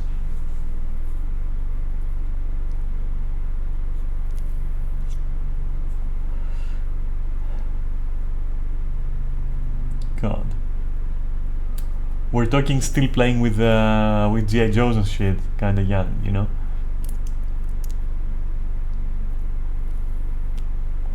Oh, you know what else is interesting? Um, Around that age, I went through a phase which lasted quite a while, actually, maybe like 2 or 3 years, during which, no matter what I did, I would wash my hands constantly. There was no concept of disease and no concept of infections or no concept of like anything like that.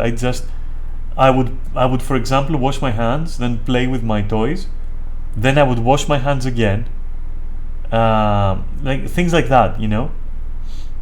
I would wash my hands 2 or 3 times, for example, before playing games on my consoles, on my Sega Master System, for example, back then.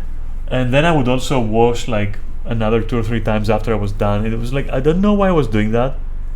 Like, no matter how I look at it, I just can't understand why I was doing that. It's like, I don't remember being afraid of, anything really. I'm not even sure. Like, I have no idea why I was doing that. It was so weird though. And yeah, at one point it got so excessive that I had to be washing my hands before I touched like my room's door or something, or my homework back then, or whatever. It was so weird, honestly. Exactly because I can't think of a single reason why. I really can't think of a single reason why. Anyway, it was weird.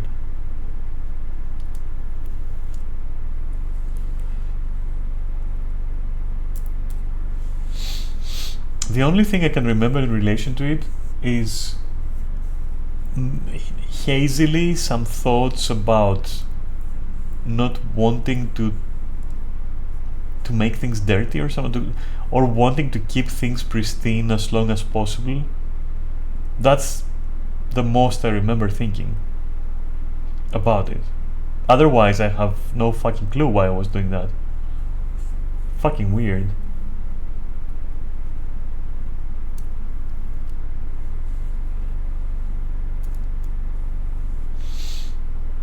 And it's also in contrast completely with some other inspirations I had. For example, back then, I I would not.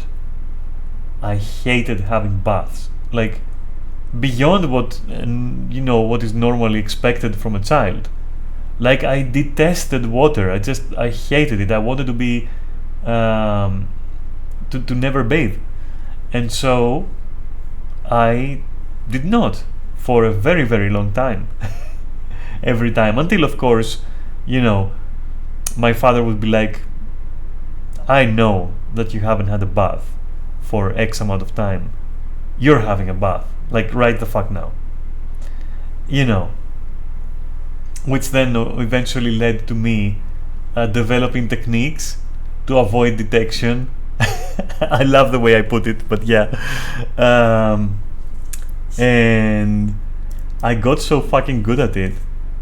Plus, I don't know if I've told you that. That I must have mentioned. Like, I don't really smell. I don't really smell no matter what I do. So, even for my parents, it was very difficult for them to know if I've actually had a bath or not. That resulted, along with my slyness in avoiding detection, in my personal record, which I never want to even think about now, which was, can you guess, like how long I managed to go without anyone realizing I haven't had a single fucking bath? Can you fucking guess? Because that is an achievement for me. Like I unlocked something in real life that day. So I doubt anyone is gonna write anything because you guys are silent as always. But like, dude, it was more than 5 fucking months. 2 months, you amateur. It was more than 5 months. More than 5 months. Can you realize that? Like, do you understand? What like more than 5 months? Holy shit. And the only thing that gave me away, literally, was my hair, like the state my hair was in. So I by default had very curly hair. Like, you've seen me on camera, right? So nothing like that. It was like extremely curly.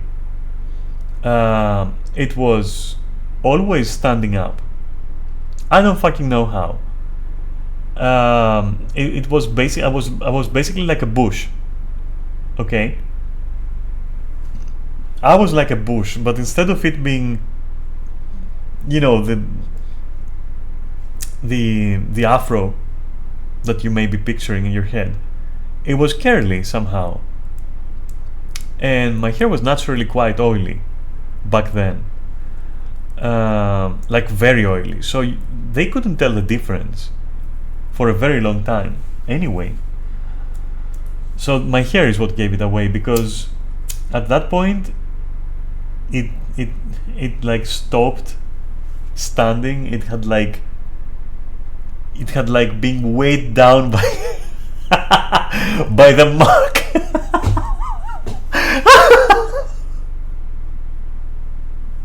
Like I would literally, like, you can't imagine, like, for real. And at one point my father was like, hey, I can't help but notice that your hair is like shit at this point. Have you been having baths? And I was always honest, so I was like,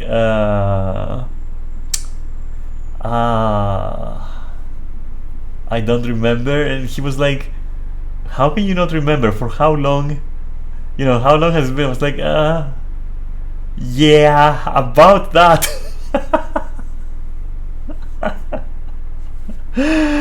Oh my god, I spent the whole hour in the bathroom just washing and washing and washing and washing, with my father supervising, just to make sure.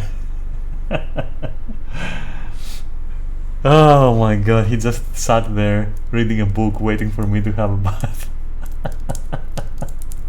just to make sure that I don't cheat this time. Oh god. Oh god.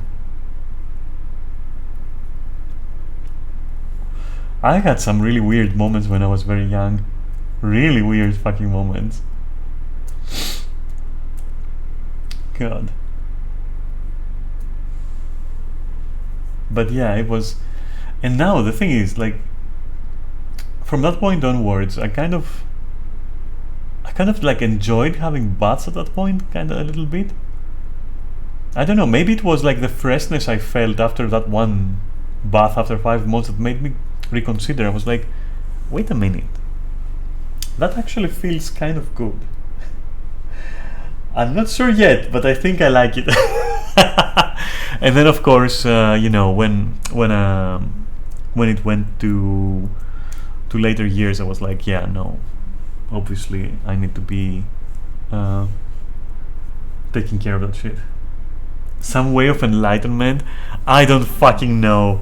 I was, at that point, I was rivaling fucking Musashi in filth. The chatty stream? Yeah, the chatty stream. Did you just join, Sam?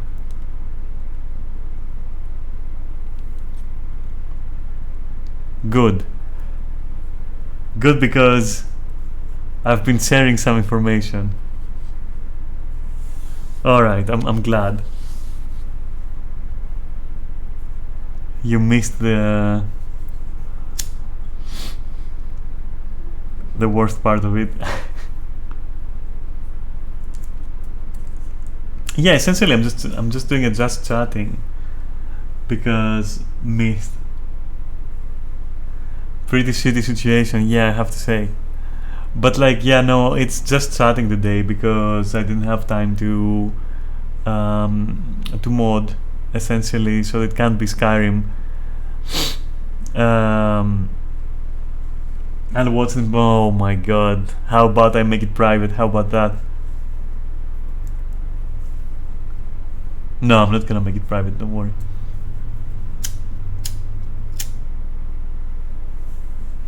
You wouldn't dare? Yeah, of course I wouldn't dare. So, yeah, it's just chatting because I just, you know, I was talking also about the guild and all that, the group, not the guild, and you know, the raid group, and I was just saying that I'm out of energy, so I wasn't really intending to stream again. Fortunately, I had warned last time that this might happen, so I'm covered. But yeah, I just don't have the energy to do a proper stream. Not that there is anything wrong with like just chatting, obviously. But you know, I can't do a proper gaming stream. I'm feeling like just chilling, you know.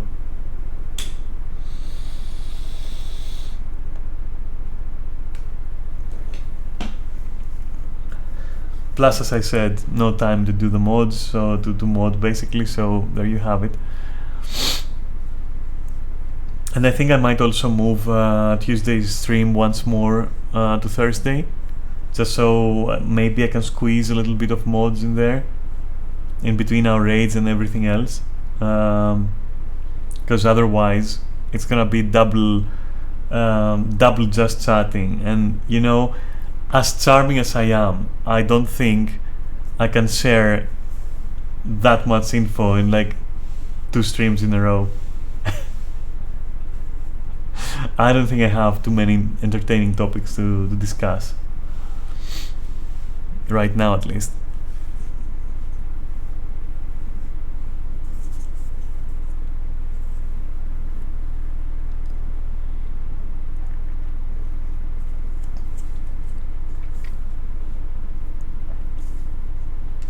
Nor do I have the energy to.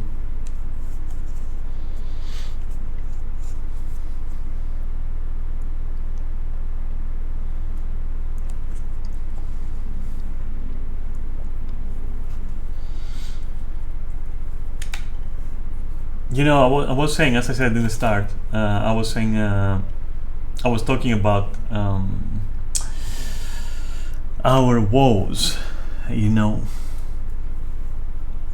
with raiding, not with the group though, but with raiding. Energy, what is that? I don't fucking know. Today I don't know. Today I'm curious as to how I'm able to actually keep talking for like 2 hours. I'm amazed because I'm feeling so sleepy.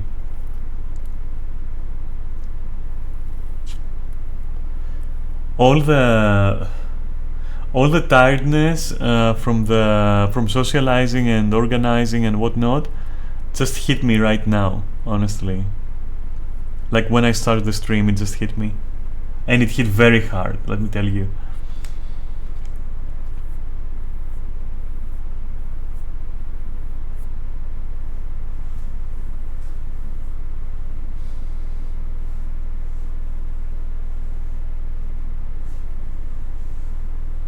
You've been going at it. Are you referring to group scheduling and all that, or are you referring to these measly 2 hours of stream?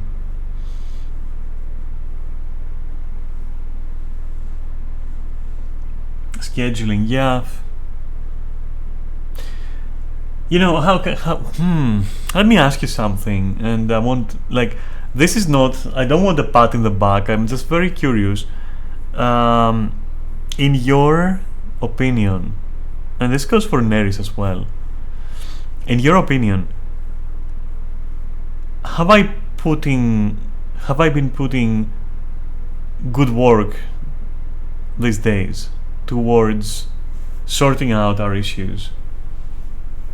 Or is it like I'm just feeling like I have, just because I don't have a job and therefore have no sense of,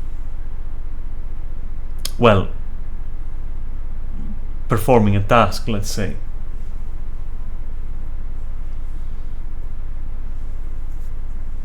And I'm asking to know,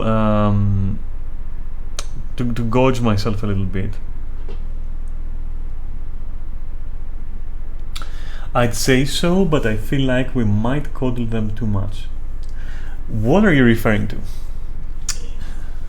I'd say you did a lot. Okay. So would Sam. So I'm gonna take both of yours words, that I've done some work. I've put work in. So yeah, no fucking wonder that I'm feeling a little bit drained. It's the interacting part. The fact that I've put so much of myself into them. That's what they said. But I don't want to degrade it with a joke. I will say that. So what? Okay. So you're saying I've coddled them. All right. So what would you do then? What would you do? Like, how would you play this out if you were in my shoes?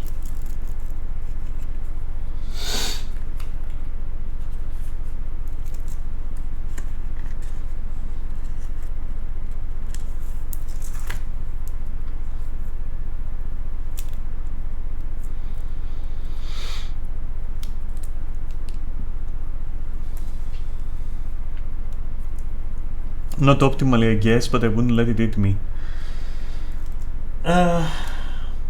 Here's the thing. I tend to feel that because I'm not really doing anything in my life right now, I at least should make sure that people who are busy and have actual jobs and are actually, pressed, and they need to like run their daily routines, and they're tired from work, that I felt like I should at least make it so that they don't have, that they feel they're in good hands when it comes to their free time,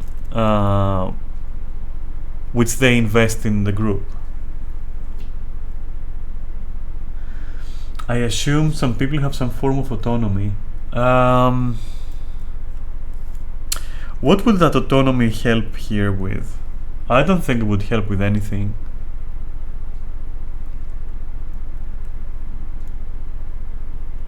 Like, what would they do? Like, what would they do for real? Would you really expect people to legitimately just go on and say, hey, how about we organize a little bit and do this? And like, I don't think they would. A lot of hand holding and pushing the obvious. You would think it's obvious, but I would counter argue. I will debate you on this one. I will argue that even though to us it is obvious because we've filed our teeth on this thing, on like running groups. I feel that to us some things are obvious, but to people who are new to raiding especially, it's not. To show on their own.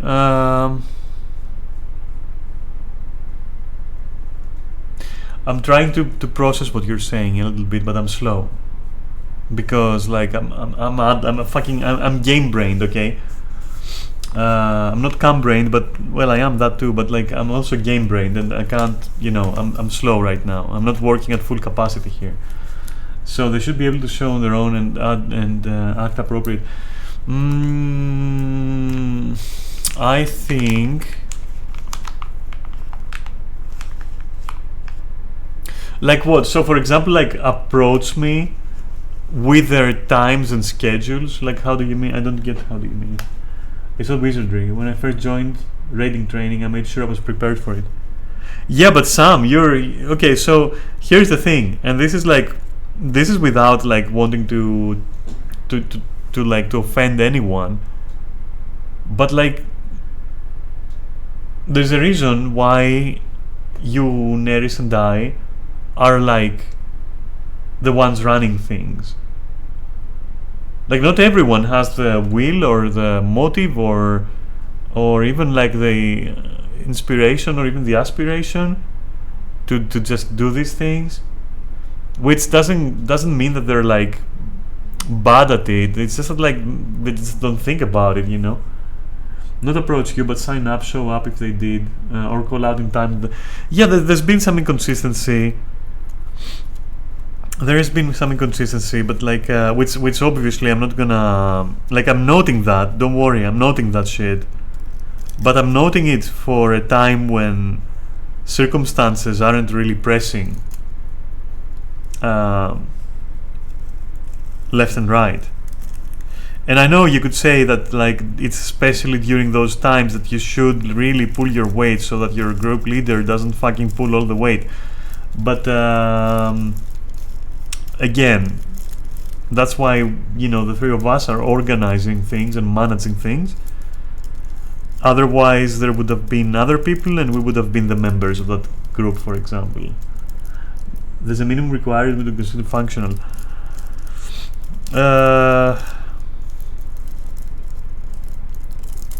I'm gonna do a case by case. Alright, so here it is, motherfuckers. Here's a case by case. Let me see. So, who we got? We've got, so Alarkion, for example, has been exemplary. Alright, we can agree on that. Like, Alarkion has been exemplary. Like, I don't see anything. Like, Alarkion, he's a fucking soldier at this point. He's a fucking, he's a commando, like, that's it. Zai has been consistent, communicative, and of good performance. I won't say amazing performance, I'll say good performance, but consistent and communicative. A bit of a wild card.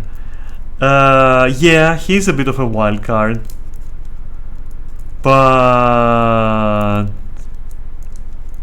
he's also like, he's also like, yeah, he's been away a couple of times, went a little bit weird, with the absences and everything. But like,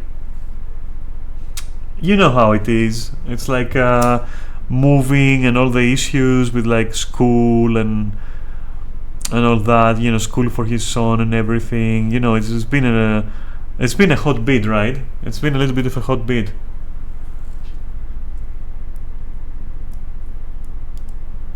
Sometimes he doesn't sleep or can't exactly pay attention. Yeah, this is something though that I can't control. Unfortunately, I don't have to because Zaya then rewinds and goes back to being very consistent and everything. It's what makes him a wild card. Yeah, it is. It is. It is.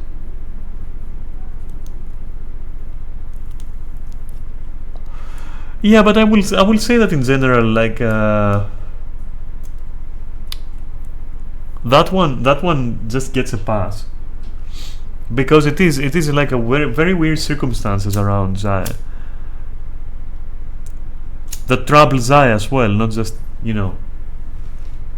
it's not like he wants it to be that way.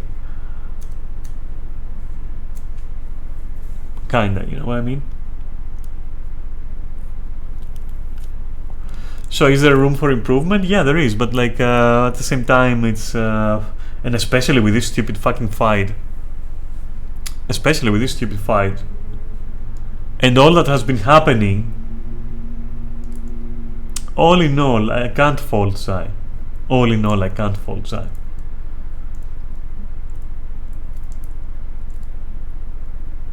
Yeah, he can be a wild card, but at the same time, when it mattered, so which is now actually, he's consistent and good. So that's my assessment, I feel. But yeah, I get you. I get what you're saying. Yeah.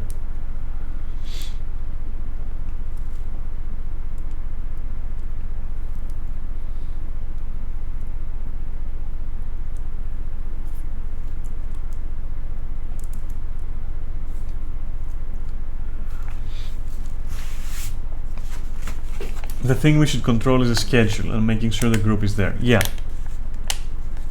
So which brings us, this is a paradox a little bit, because you can't really control the schedule of other people.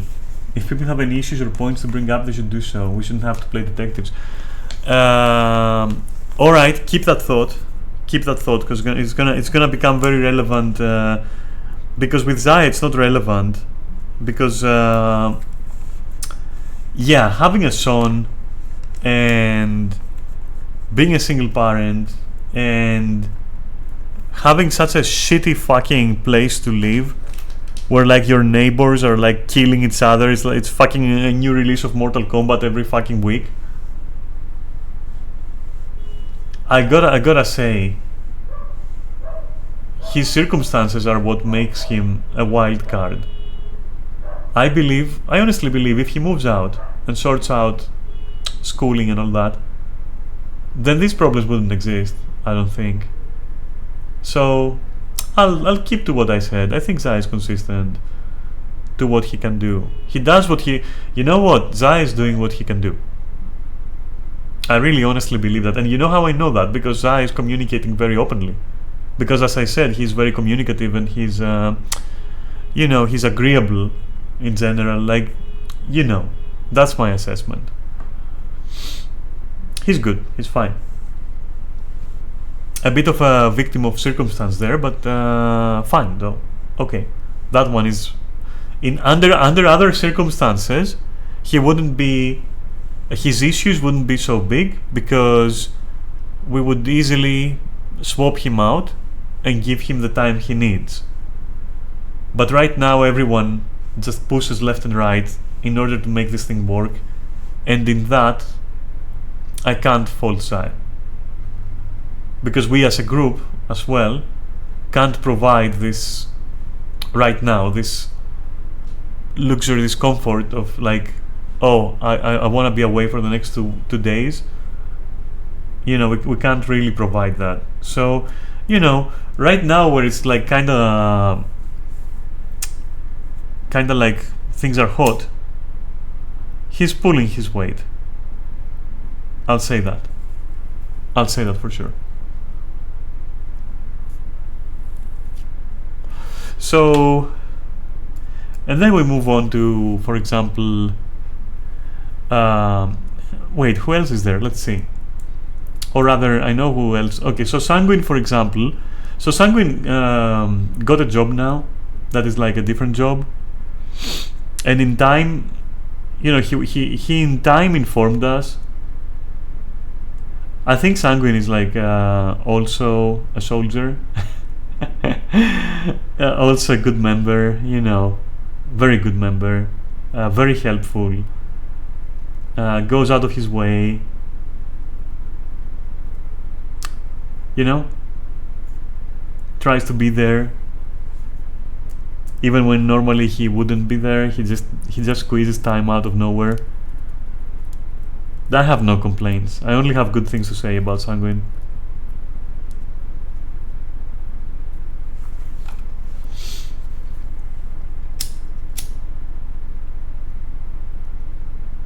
And whenever I need some information, he's on time with it. I should say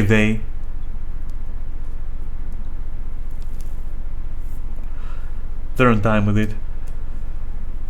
Because I'm not sure about. I don't think I've ever, you know, discussed pronouns with Sanguine, so I don't really know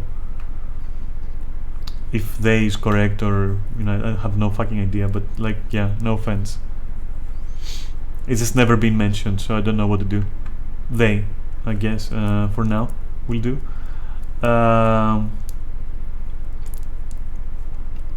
And yeah, no, nothing else to add. Like that's like just, yeah, very, you know, very fucking how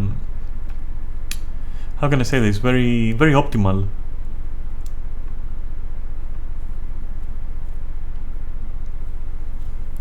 In their way of doing things, you know, with us. Very pleasant to be around, you know, all that crap. Like zero complaints, like for real. And the only reason why Sanguine can't be there now, for example, is because of this new work schedule, which will probably, not probably, but like will last a month, and that's it. So after that, yeah, it's cool, you know. So there's nothing to be done or nothing to be said about that one. I'm quite happy with that.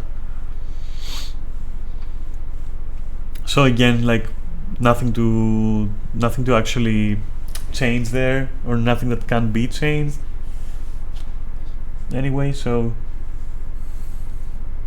pretty cool, I guess.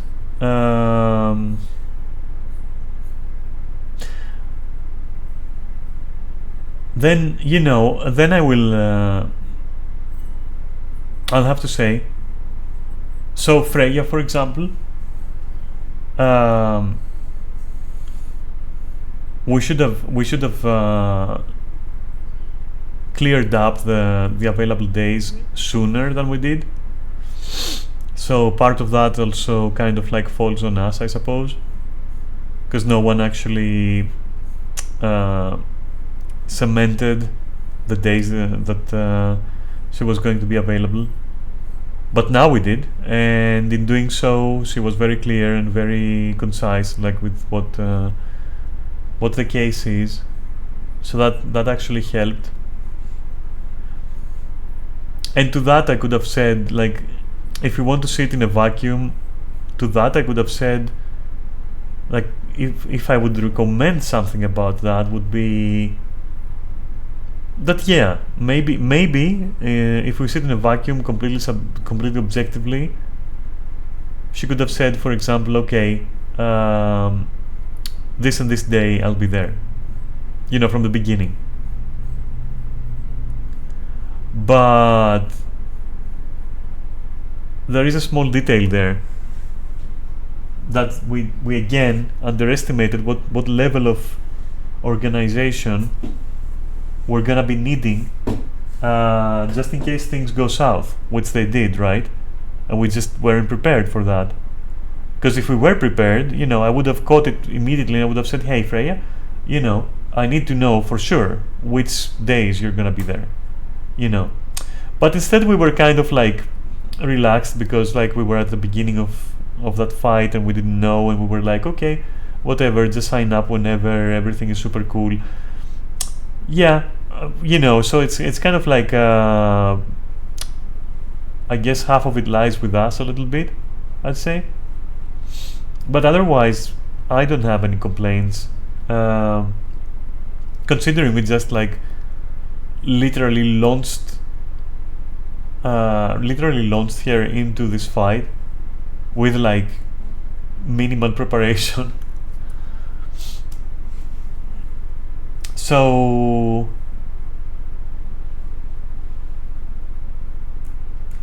I also don't see like that much of an issue there. And now it's been cleared up, and it's solid, it's kind of solid now. That's fine. How are we doing next? Because the reason why I'm doing this is to try and see where, like, in whose case your points are going to be standing. So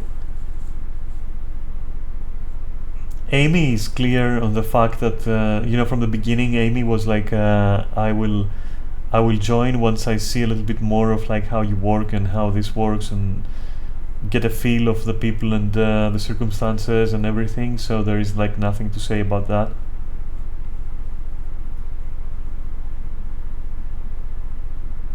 So I don't think that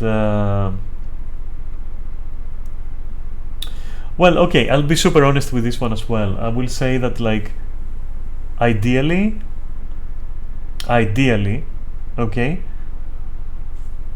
in a perfect situation, any person should be able to come forward and say, okay, I'm interested in that. I'm here for that, for example.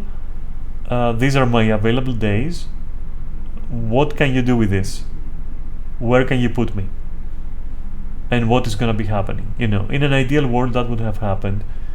But we can't forget that she did face a certain situation that wasn't pleasant, and I think would have had an impact on anyone, I feel. And I do think that beyond that, though, it's fine, because Amy never said, oh, I'm definitely joining to raid. So yeah, a little bit obscure as to the purpose in regards to like raiding, I suppose you could say that. But it wasn't really an issue. It wasn't really something we couldn't work around in an optimal situation, let's say, if that makes sense.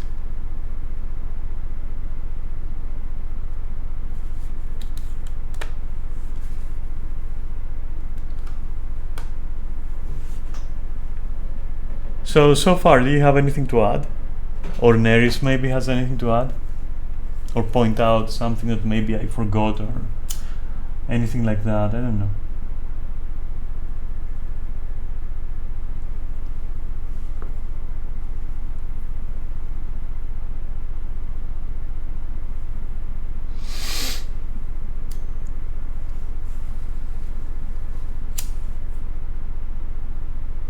Well, okay, I guess if you don't want to share your opinions, then I can continue doing it, but like without feedback. It just, I don't know. I guess I can share my thoughts, which is what I'm doing, right? But these are my thoughts. Like, yeah, for Amy, I'll say that I did get the impression that she's not sure, but that she did want to meet new people. And that's fine, and that's what's happening. And now she's also interested in raiding, and so now we can pinpoint like days and everything, like the moment she says, yeah, I'm in for sure, which I think she did like last night or something. We can discuss like where do you go and what do you do. You know, we can discuss that. There's no issue. I think that's the way I see it, at least.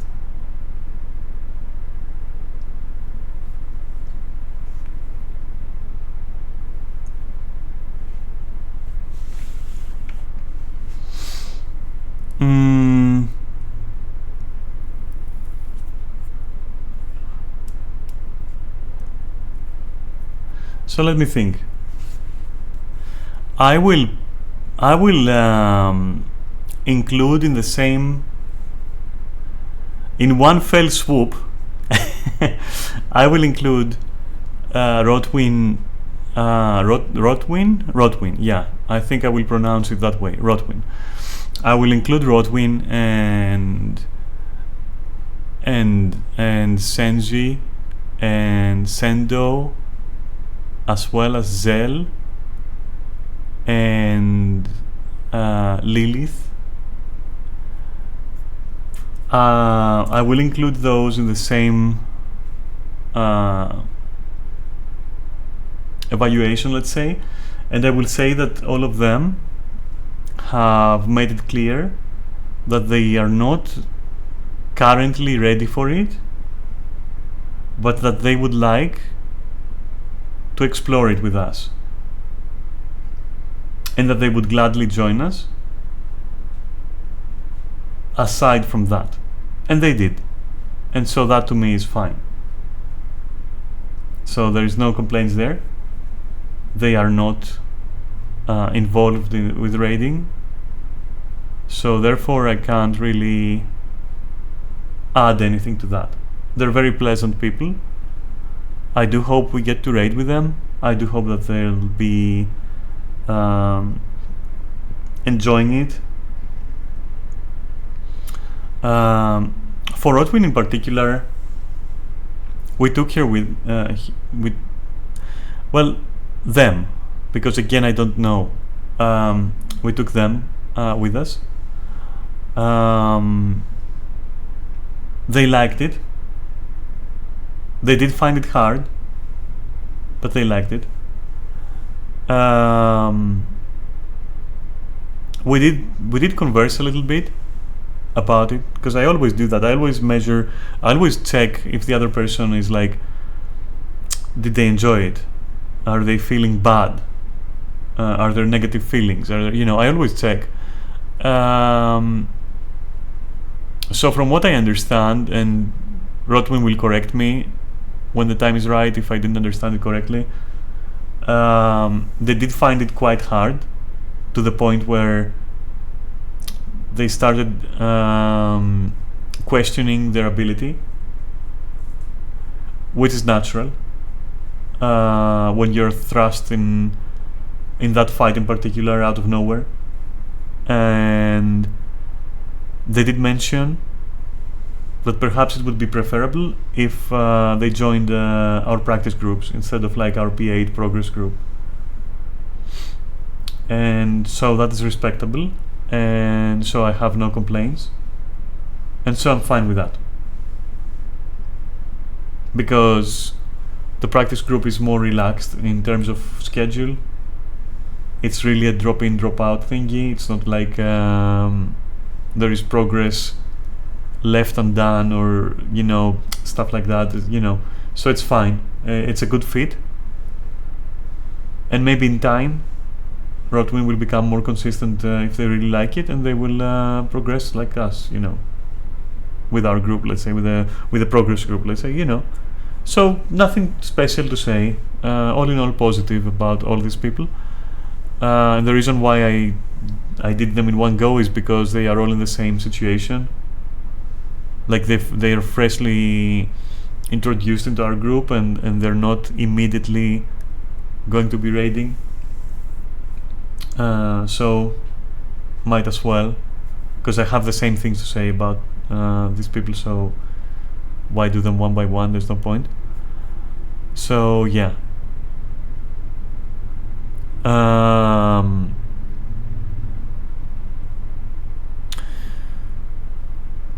Moonfox, I think, is the name of our newest member. Moon. I don't want to check Discord right now because it's like I'm on stream. I don't want to check Discord, but Kitsune, yeah, that's their name in game. So Kitsune, Moonfox, perfect. So Moonfox did say she will be on vacation, and so it is pointless to talk about it. She's on vacation. When she comes back, definitely practice group. Definitely practice group. Not a progress group, like no way. But also, that's the most that one can say, because they're on vacation. They're not there. They warned about it. They said they stated it in time, like, you know, I'll be leaving for 2 weeks.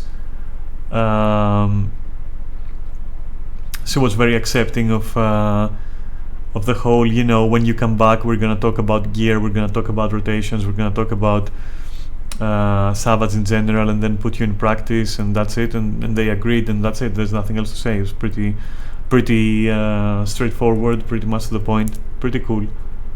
No issues there.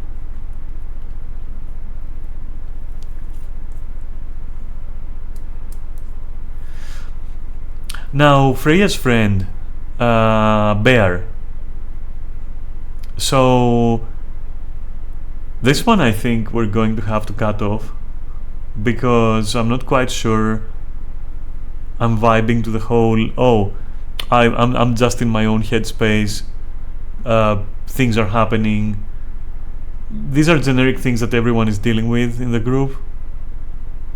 If they're not in the mindset, if they're not in their lane and focused, then I don't see what we can offer each other. And especially they're very silent, they don't say ever anything. So I'm not sure this is a fit or not. I think it's not a fit, to be honest.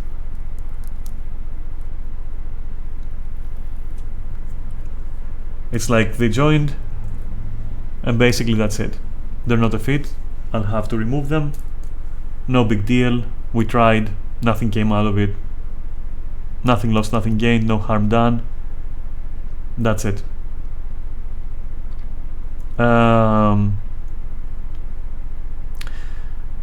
Ethan is honestly another soldier. Always there. She's punctual. She's reliable. She's consistent. She's capable. I don't have anything else to say. There's nothing to say. Pretty solid member. Ethan Trooper, yeah, completely Ethan Troop, yeah. For sure. Like, I really appreciate Ethan. Speaking of Ethan, we have to speak about Alex as well. About Alex, I had some concerns, but they died down. Alex's weakness, let's say, as a static member has always been just that sorry, just that he's not punctual at all, I have to say. There's always been this or that situation where we had to tag him, we had to wait for him, you know. And I think that he caught up on that on his own and sorted it out by telling us that, yeah, I'll be there. And I'm really happy that he's not dropping it. I'm really happy that he's not dropping it, for real. Lately he was pushing fine, accepting being late, accepting being punctual, for example. He was okay, he was solid, right? A little bit sloppy sometimes, but like solid. But I think he caught on to the fact that he couldn't be punctual, he couldn't be like too focused on it, and that's why he stops being part of the progress group, and that is like very self-aware. And so I'm really happy, and I'm really happy that he's not leaving, you know, completely. This is awesome. But yeah, it's also good that he caught it himself, and he was like, okay, I'm not in the mood, I'm not feeling it right now. And that was very honest. And that was exactly what you're saying. Basically, self-awareness. You know, what's the word? Self-regulating. And so I respect it, and I have nothing else to say about it. And really nice of him to speak up and say it. It was like very nice of him. We didn't have to play detectives or anything. It was really nice. And he did say he was insistent, like, I'm not leaving, I'm just leaving the progress group, but like I'll be there, you know, and if you need me, just call me. If I'm there, I'm there. That's pretty fucking fine. Alright. So no complaints there. My only complaint is that, like, while he was with us, he should have been punctual, but he wasn't, and he should have been less sloppy from the beginning, but like he did fix it towards the end. But that's like the most I can complain about. It's not really, like, it is what it is. I guess your points stand there, but like he caught it himself, so there's nothing else to say. And he was always he's always pleasant to be around and always pleasant to play with and everything. And when he's there, he's focused and he's not talking much. He's like, you know, just listening, doing what he's supposed to do. So no complaint.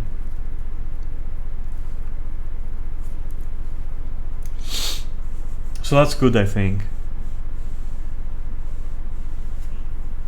And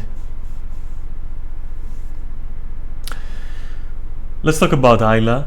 So Ayla is I like how involved she is.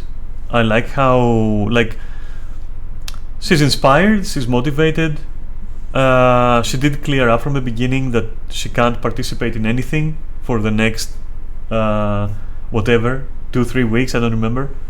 And she keeps informing me, like, oh, I'm leaving this day, I'm doing this, I'm doing, you know, very communicative, right? Very, she's on point. Yeah, I don't have anything to say until I see more of Ayla in an actual environment where we're raiding together. I can't say anything else.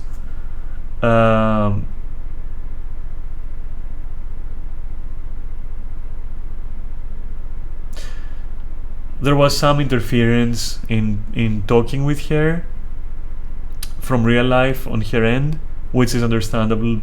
She's working. There is not much to say, but she's communicative. She's very open, very communicative. She's very vivid and warm about things. I think if that keeps up in raiding as well, I won't have any complaint, depending on how well she manages her time and consistency, I guess. But that is for when she's back, just like Kitsune, right? When she's back, we'll know. We can't say anything right now. Good vibes all in all. I like it. Can't say much more. Not part of the raid yet, so I can't really say more. Drew, I'm impressed by Drew. Because he does take initiative, but without overstepping. He's very respectful. He's very he picks up very fast. I believe, from what I see, that he's consistent. Yeah, no complaints, like nothing negative to say at all. I only have positive things to say as far as first impressions go. Yeah, I think, you know, I think he's a very good fit. Not just for the group, but like in general. He's social, they are, sorry. For fuck's sake, I'm sorry. I'm stupid. They're social. Yeah, no, I have nothing else to say. Only good things so far. If this keeps up, Drew is, like, you know, up there with Sanguine and Ethan, and whoever else. He's up there. They are up there, sorry. Sorry, I'll try better. I'll try more with genders, I'm sorry.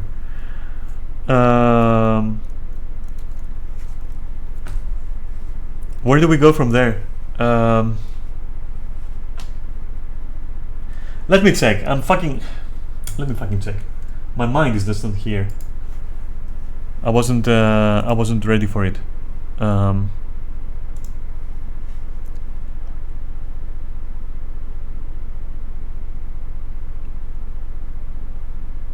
All right. So, wait. Yeah, Nemi, for example, is also gonna go. Nemi's gonna go. Like, there's no way we're keeping Nemi because she's just like not there at all. It's the same situation with Bear, just with a little bit more chit chat. Sometimes, like every 20 days or something.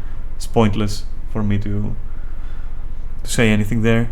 So unfortunately, Nemi is not a good fit. We're gonna go for sure.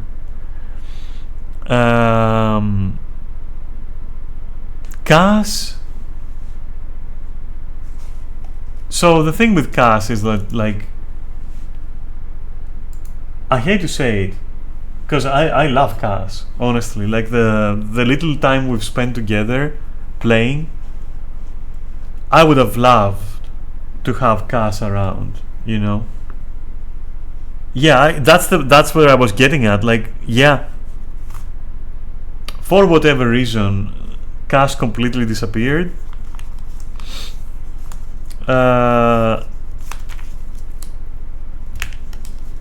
So I'm not gonna talk about Cass, but as far as your arguments go, let's say, they have been very negligent of the processes involved with raiding. So signing up, communicating in time, that was non-existent, non-fucking existent. So eventually I'm going to look into it.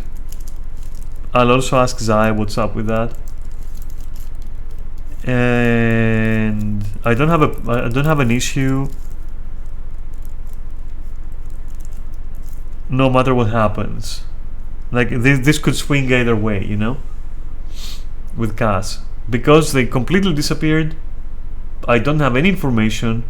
All I remember from back then at this point was a very pleasant person to talk to. The thing is that this negligence towards raiding, I mean, they were consistent in showing up and being there, but like, it was like we had to fucking resort to necromancy to fucking communicate with Cass. And fucking summon rituals, so, you know, it was difficult. It could go either way depending on what Zai tells us, since Cass themselves don't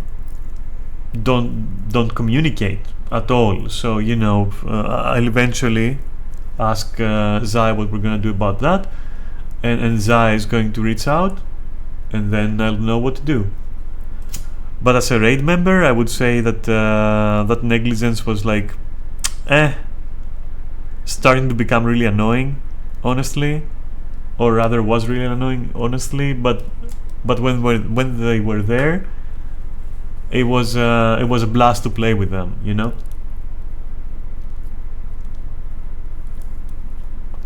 So I'd say if they were still playing and they were still like that, I would have complaints. I would agree with your points that they should at least put in the effort. So in that situation, yes, you would have been exactly on point with that person, with Cass. So there's that. But Cass is not raiding with us, so it's a moot point, isn't it? It's kind of theoretical, right? So I don't care about it as far as that goes. Well, shit. Let me take a look again.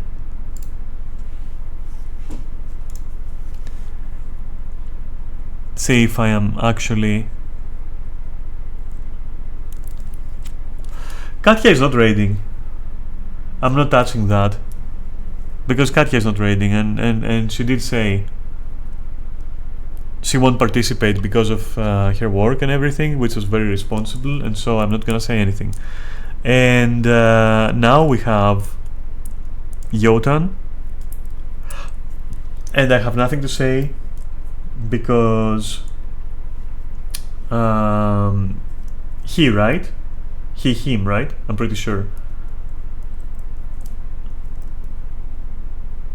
Yeah. So I don't have anything to say about Yotan other than cool. And when he reaches our, when he catches up, I would like to check it out, and that's all I have to say. There is nothing else to say. That's all. That's all that can be said, right? That's it.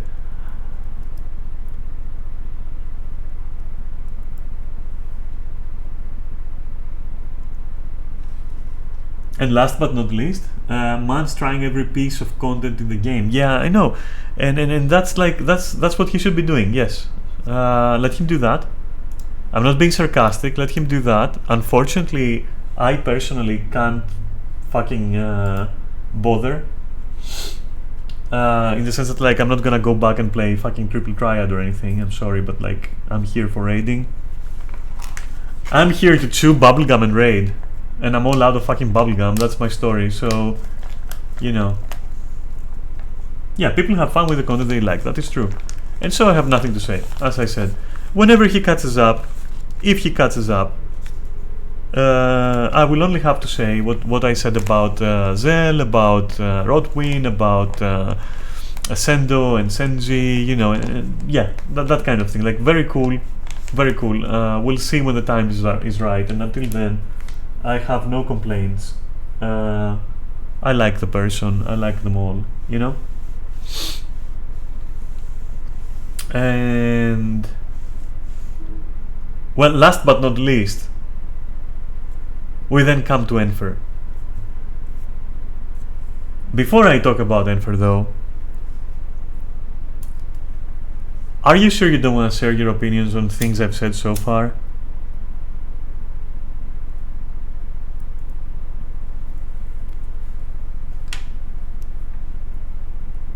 Yeah, Zell was mentioned, of course. Of course.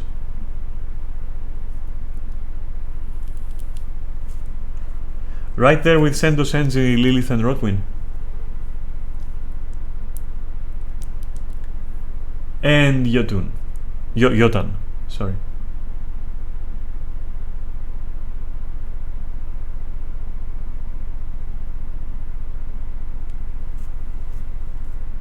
So, you know.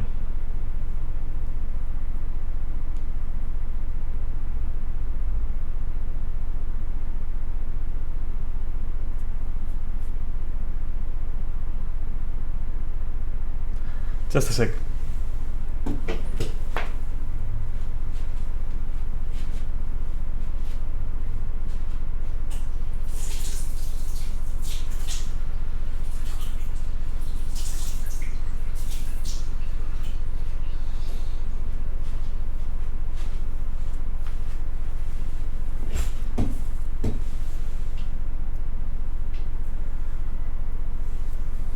Okay. Yeah, I can respect that. I can respect that. No worries. So,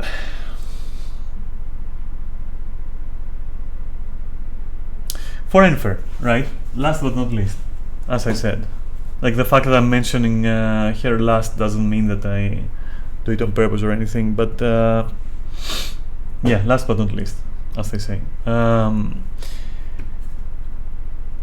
In a vacuum, I will say that lately, and I stress that lately, it has gone from having a bit of a 50-50 burnout on the game, 50-50 burnout on the game, or rather not 50, but like wondering if there is a burnout on the game. It has gone from that and exploring the possibility of them not wanting, fuck's sake, not wanting to perhaps even play Final Fantasy, we moved from that, which also is, also remains unresolved because I don't know. Okay, it moved to a rough patch. I'm not gonna go into details, obviously, because it's none of my, well, it is my business, but it's none of like my stream's business. Okay, a rough patch, which, as far as I know, again, seems to now have calmed down a bit, I think, because again, I don't fucking know, and I keep stressing that, and I'll tell you why. And from that, it now has gone to 2 weeks, around 2 weeks of certain obligations that were mentioned that she can't skip, as far as I know, okay, which keep her from raiding with us, even though she still signed up for Wednesday, for example. We still don't know for sure if that is an okay, if that is like a solid sign up. We don't know. It's not tentative, it's like a sign up, right? But we don't know. And beyond that, we also don't know, because who knows if it's going to be 1 or 2 weeks, who knows if it's what happens afterwards, because the whole burnout story arc hasn't resolved as either, so I don't fucking know. In general, my key word here is I don't fucking know.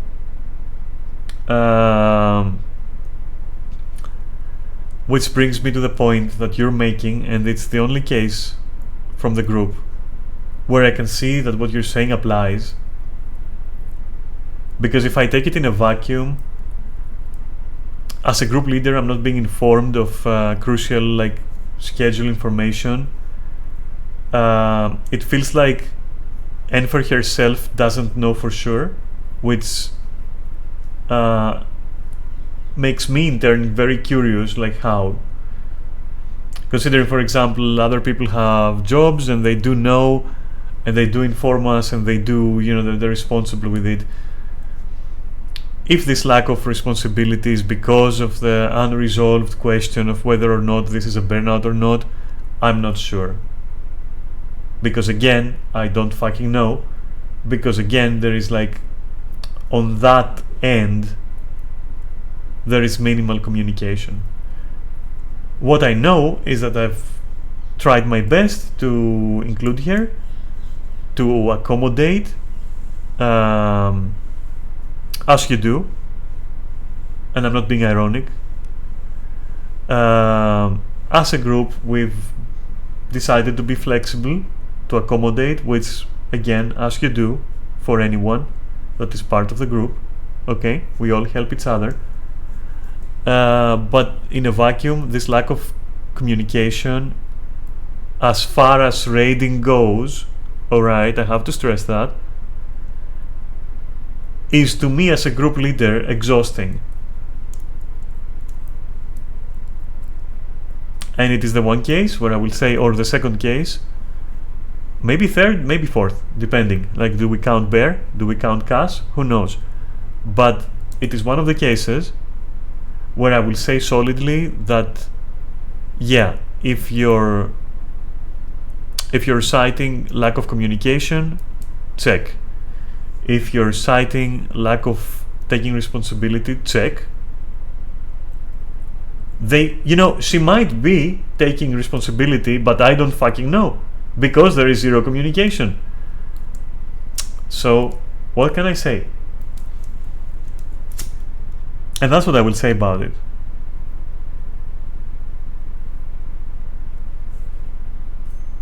Now, the reason why I'm giving this a wide girth in this case is because before all that, Enfer was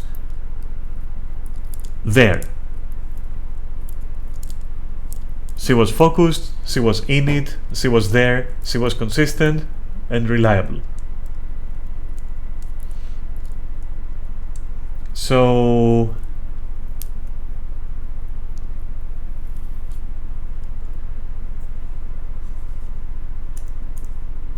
that's what I have to say about it, and that's why I'm holding up.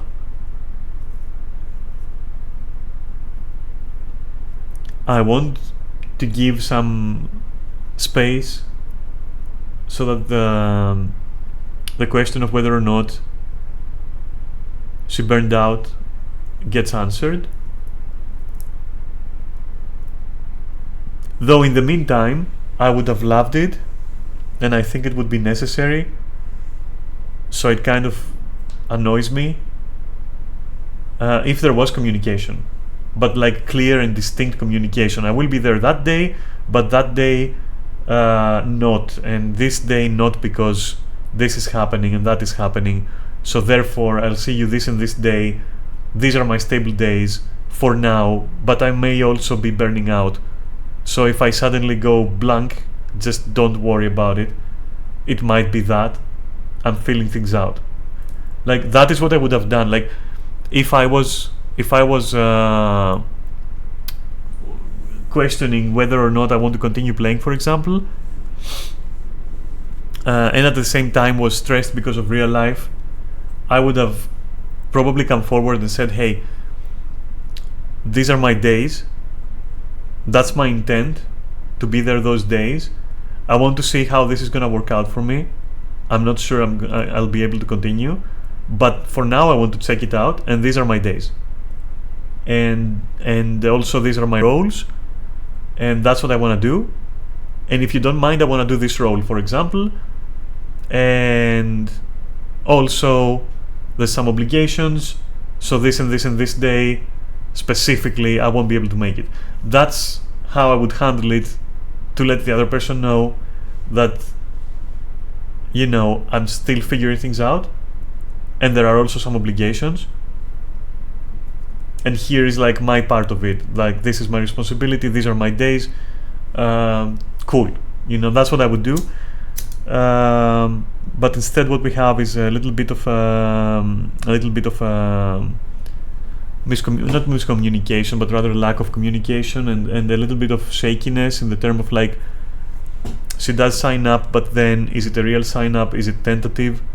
Is it what is going on? You know, that kind of thing. I'd like to know, because right now we need to organize more because of the fight and because of how things played out, with like half the group having progressed, half the group not having progressed, new people coming in. So everyone needs to be very communicative towards me, especially now. And that is not happening with Enfer. But again, I have to wait because, or rather I want to wait because when she was there, she was 100% there. And in an ideal world, in an absolutely ideal world, okay, but not an impossible world, not even an improbable one,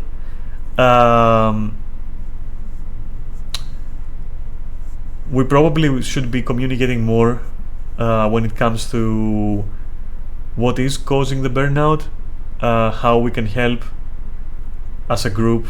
Are there any complaints, very, very specifically? What can we do to work them out, and all that. But I understand that maybe, you know, that's not like the mode of operation of everyone, I guess. But that doesn't mean that I also agree with how it's done. TLDR, communication is like, as far as the group goes, is tiny. There should be more. And there you have it. I don't know, like, do you want me to tell you that you and Neris are like also exemplary? Like, I think you know that. I don't need to say anything. So that's why I left you and Neris out, because yeah, there's nothing to say. Bloating your ego, I don't think anyone can do that. It's already so bloated. It's so thick and fluffy, and I like touching it.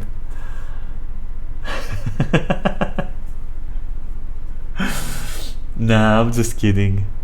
I'm not bloating your ego, nor do you have any large ego. You're fine. You're both absolutely fine, and I couldn't ask for anything at all from you two. Anything more at all.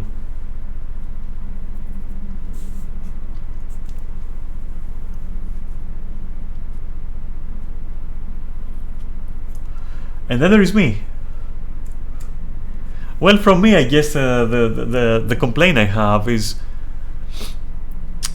I'll tell you what my complaints are about me. Instead of coddling people, I should be very strict, and I should be like, hey, that's how we do things. Do or leave. I should be more like that. I'm not. I'm a little bit. I'm a lot more sensitive towards my members than I should be in the context of raiding. I tire myself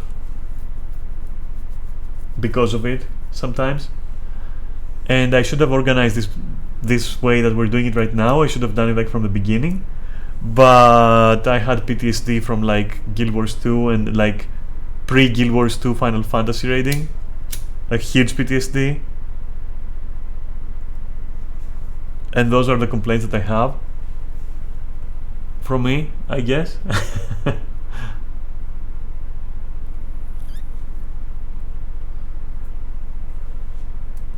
So yeah, I shouldn't tire myself so much. I shouldn't go out of my way to accommodate people when they're not being cooperative 100%, or at least as cooperative as I am with them. I should be a little bit more strict, and I should have done this organization thing earlier. But honestly, to my defense, I didn't see this coming. I didn't see this fight coming. And I didn't see this whole situation coming either, with like everyone having simultaneous like troubles. And I underestimated the situation as a group leader. But better late than never, and at least I am adapting. And at least I'm kind of getting over my fucking PTSD from being as I should be and getting fucking shit pies thrown at me for doing that by idiots. But I'm getting over that. So that's what I see on my end.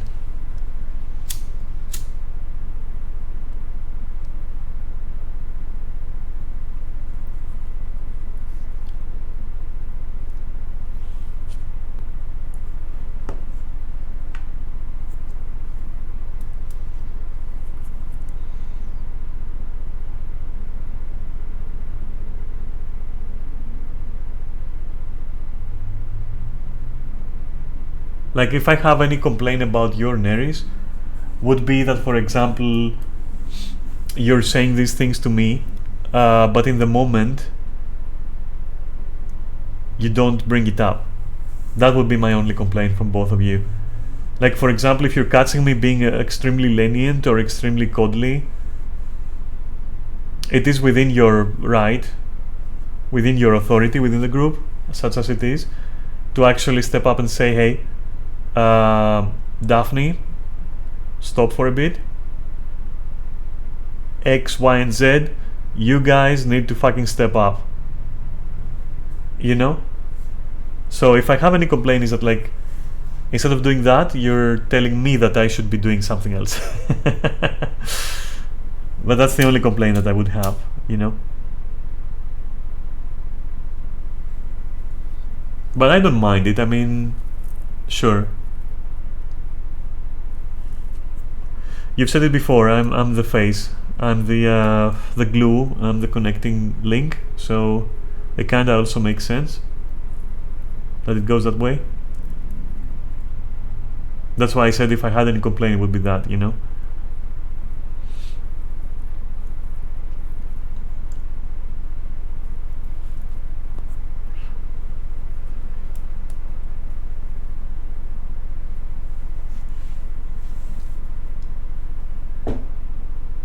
You tend to be vocal if you have something to say. Yes and no.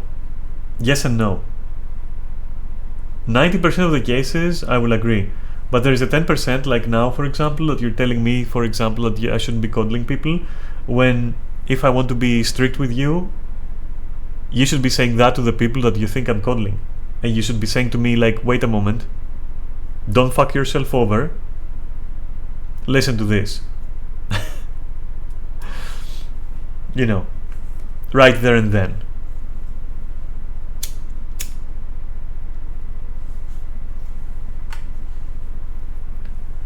There's not a specific in the moment case. Well,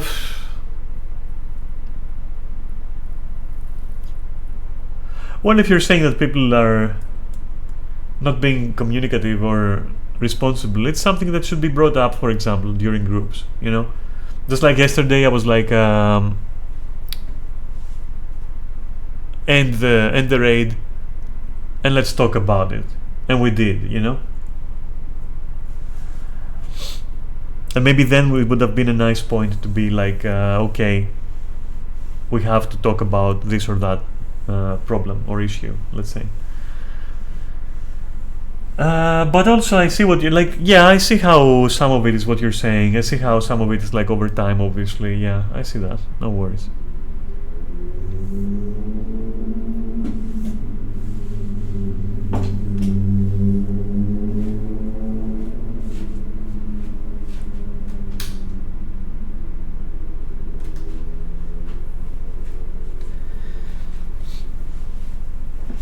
And quite obviously something I should say, perhaps, is that like all this goes as far as raiding goes.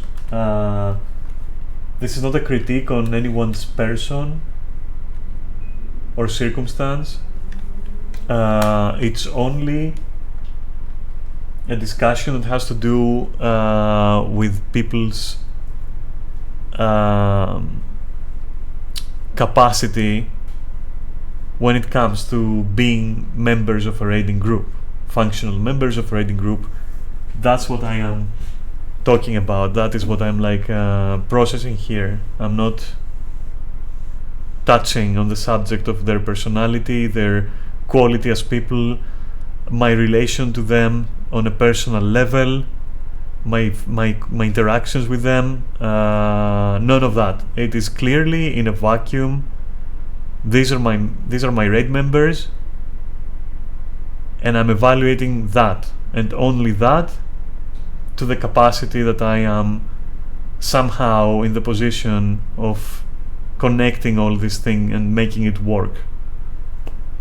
I shouldn't have to say this, but disclaimer, that's what I'm doing, that's what I did, and it's completely separate from these people's qualities or their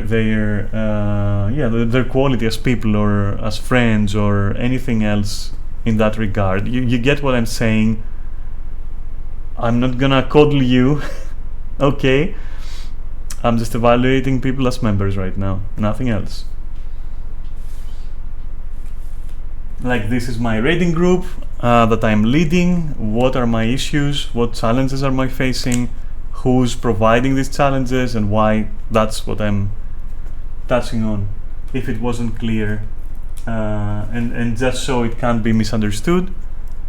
And obviously, just as I am separating these things, I expect that if anyone from the group is tuned in and listening right now, I'm expecting them to also make the same distinctions and the same separations, and that if they have a critique towards what I said, that they also separate that from me as a person. And there you have it. Disclaimer. Full disclaimer. You're gonna go cook, but I'm gonna go off stream, because this exhausted me. This mentally exhausted me. But I'm glad we had this talk. And 3 hours is nice for just chatting.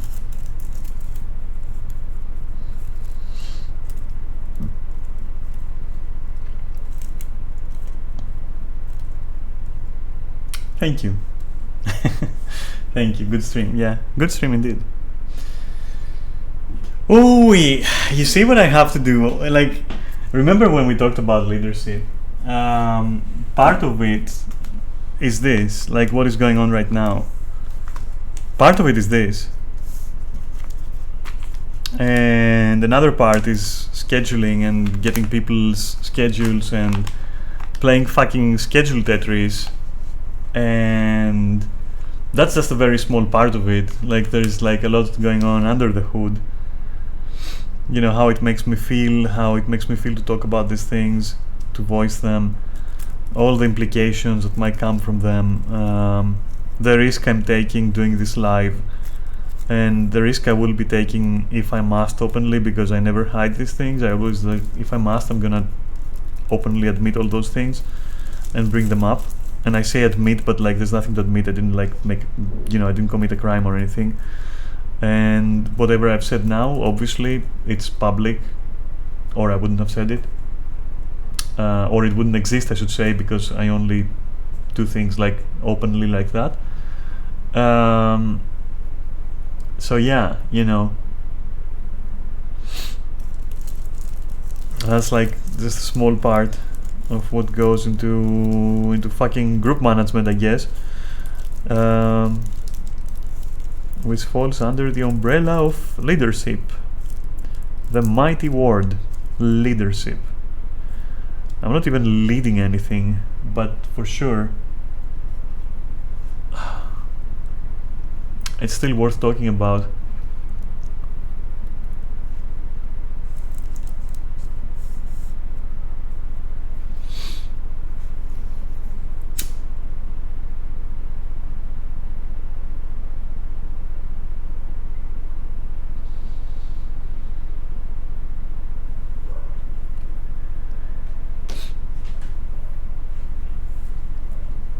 So for now, I'm going to peace out, because like I am just exhausted.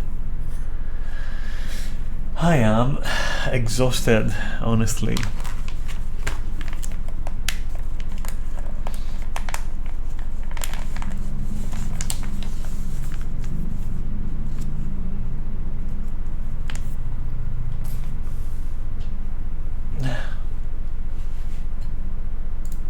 What's up? What's up? Yeah, for this last part, I'm gonna turn on my camera, I guess. I'm so bright, like what the fuck is going on? Cute. You think? Oh my god. Wait, I'm gonna adjust the lighting, it's too much. It's too much for my eyes at this point.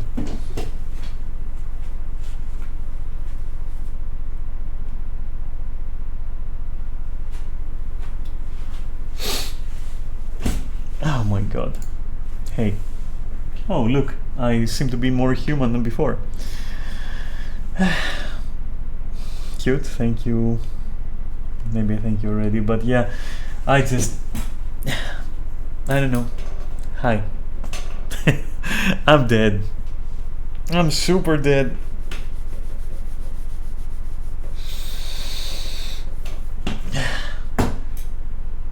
No, don't fucking do that joke. Please.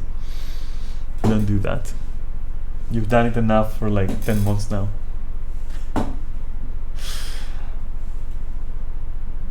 God, do I look that tired? Yeah, I do. Fuck's sake. I'm beat.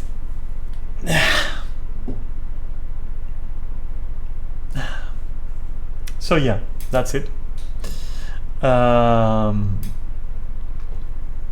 I hope you enjoyed the stream,